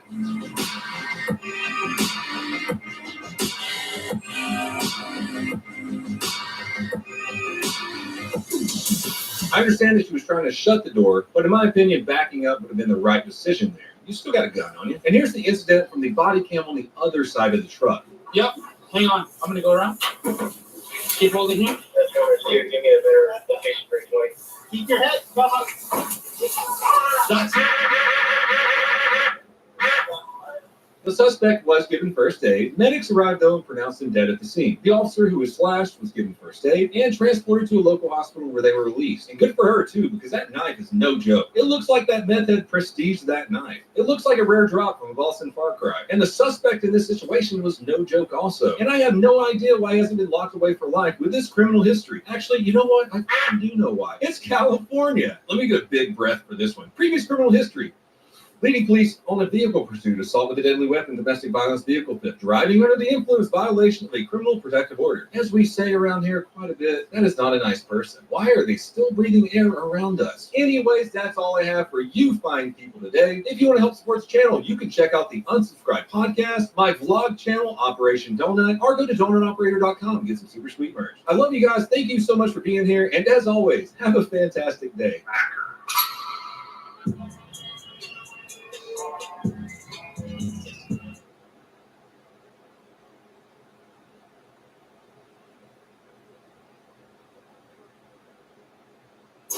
Mr. Pancake, you're on the ground. Don't move. Get on the building. Get on the ground. They're in the wall, people. Get on the ground. For your safety, is there a gerbil inside you? Hi everyone, Donut here. Oh my gosh, what a crazy 48 hours it's been. That chart's a couple of months old, and if you want to really see something that said, This is an ABC News special report. Somber news, Richard Simmons has passed away. Richard Simmons has died at the age of 76. He made Americans get up and move. Today is the 14th, so you'll probably see this video in a couple of days. But as of yesterday, the 45th president of the United States almost had his head taken off on live television. I'm thinking about doing a breakdown about that. I don't know, maybe. We'll see. Today we are breaking down a shooting in an apartment complex where an officer found a very nice place to do a mag dump. In another video with a gerbil burglar in a cheetah onesie and who has a funny name is arrested by officers. Where was he hiding the gerbil, you might ask? We'll find out next time on Dragon Ball Z. Holy shit, that's a real sentence I just said. Not gerbils, they're a hamster. Is there a difference between a gerbil and a hamster? Really? Yeah. No one knows. Are birds real? But yes, that story about the gerbil, the man wearing a cheetah onesie, is true. It sounds made up. But first, a word from our sponsor. Manscaped! Are you guys ready for a smooth ball summer? When you're playing in the summer sun, make sure you're groomed from pubes to bum. It's hot boy summer, which means you might be showing your wobbly bits to someone you like. Do you want your wobbly bits to be furry? Hell no, they don't either. That's where the Performance Package 5.0 Ultra comes in. Inside the Performance Package, you'll find the MVP of the summer. That's right, the Lawnmower 5.0 Ultra. This 5th generation trimmer comes with 2 detachable heads. These skin-safe blade heads are wonderful. One for taking a little off the top, and a foil blade to go smooth. It's waterproof, and it comes with 2 different kinds of lights on it. So no matter what your skin tone, or if you just like shaving your balls in the dark, you can do it. What about your ear and nose hairs? That's where the Weed Whacker 2.0 comes in. It's waterproof, cordless, and rechargeable, and built with skin-safe technology. What about the Crop Soother and Crop Preserver? The Crop Soother is an aftershave lotion, and Crop Preserver is an anti-shave ball deodorant. No one wants stinky balls. And right now, when you buy the Performance Pack 5.0 Ultra, you get 2 free gifts. You get the Boxers 2.0, which are comfortable as hell. I'm actually wearing them right now. And I'll tell you what, my freaking beans feels great. And they're throwing in an awesome little toiletry bag called the Shed 2.0, where you can keep all those things that keep your balls looking nice. Get your hands on the Performance Package 5.0 Ultra today by going over to manscaped.com and using code DONUT. If you use the code DONUT, you get 20% off of your purchase, free international shipping, and those 2 free gifts that we talked about. That's a hell of a deal. Use the code DONUT at manscaped.com. Let's get started with our first video. If you would have told me about this, I would have said you're not even good at lying. This is happening in Ohio, the Florida of the Midwest, so I might believe it a little bit. Around 2 a.m. in Columbus, Ohio, officers are responding to an alarm at a restaurant where they follow the suspect's trail to a nearby pet store where they see evidence of a break-in and a break-out. Sorry, bud. Yeah, there's a lot of there. And one of you got birds, a couple bunnies, and a couple dogs running around the parking lot right now. Alright, 9199191. You guys turned that way on 50.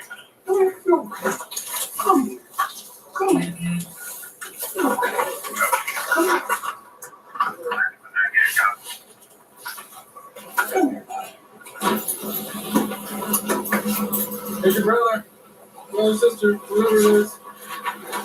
And you guys are sibling.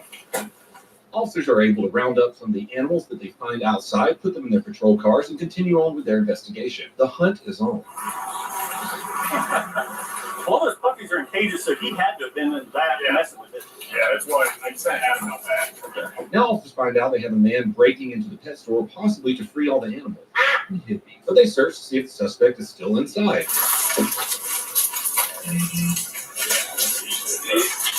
Boom. Nice.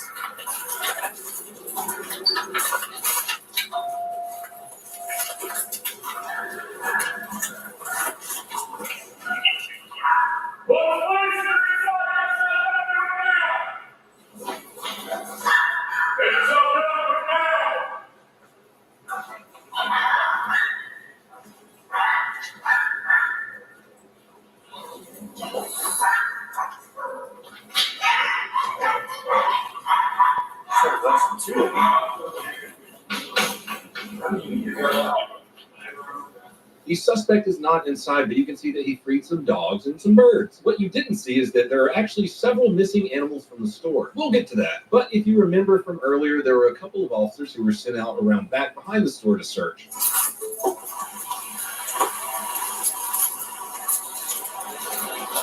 I got second one. We're getting close.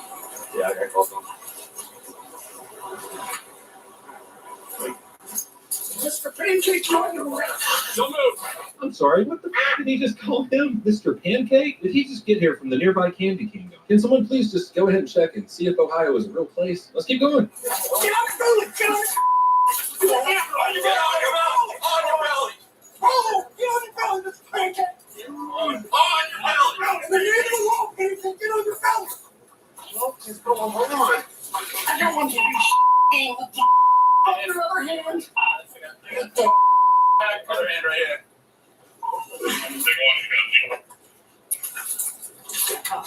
There's a lot of one. Yeah.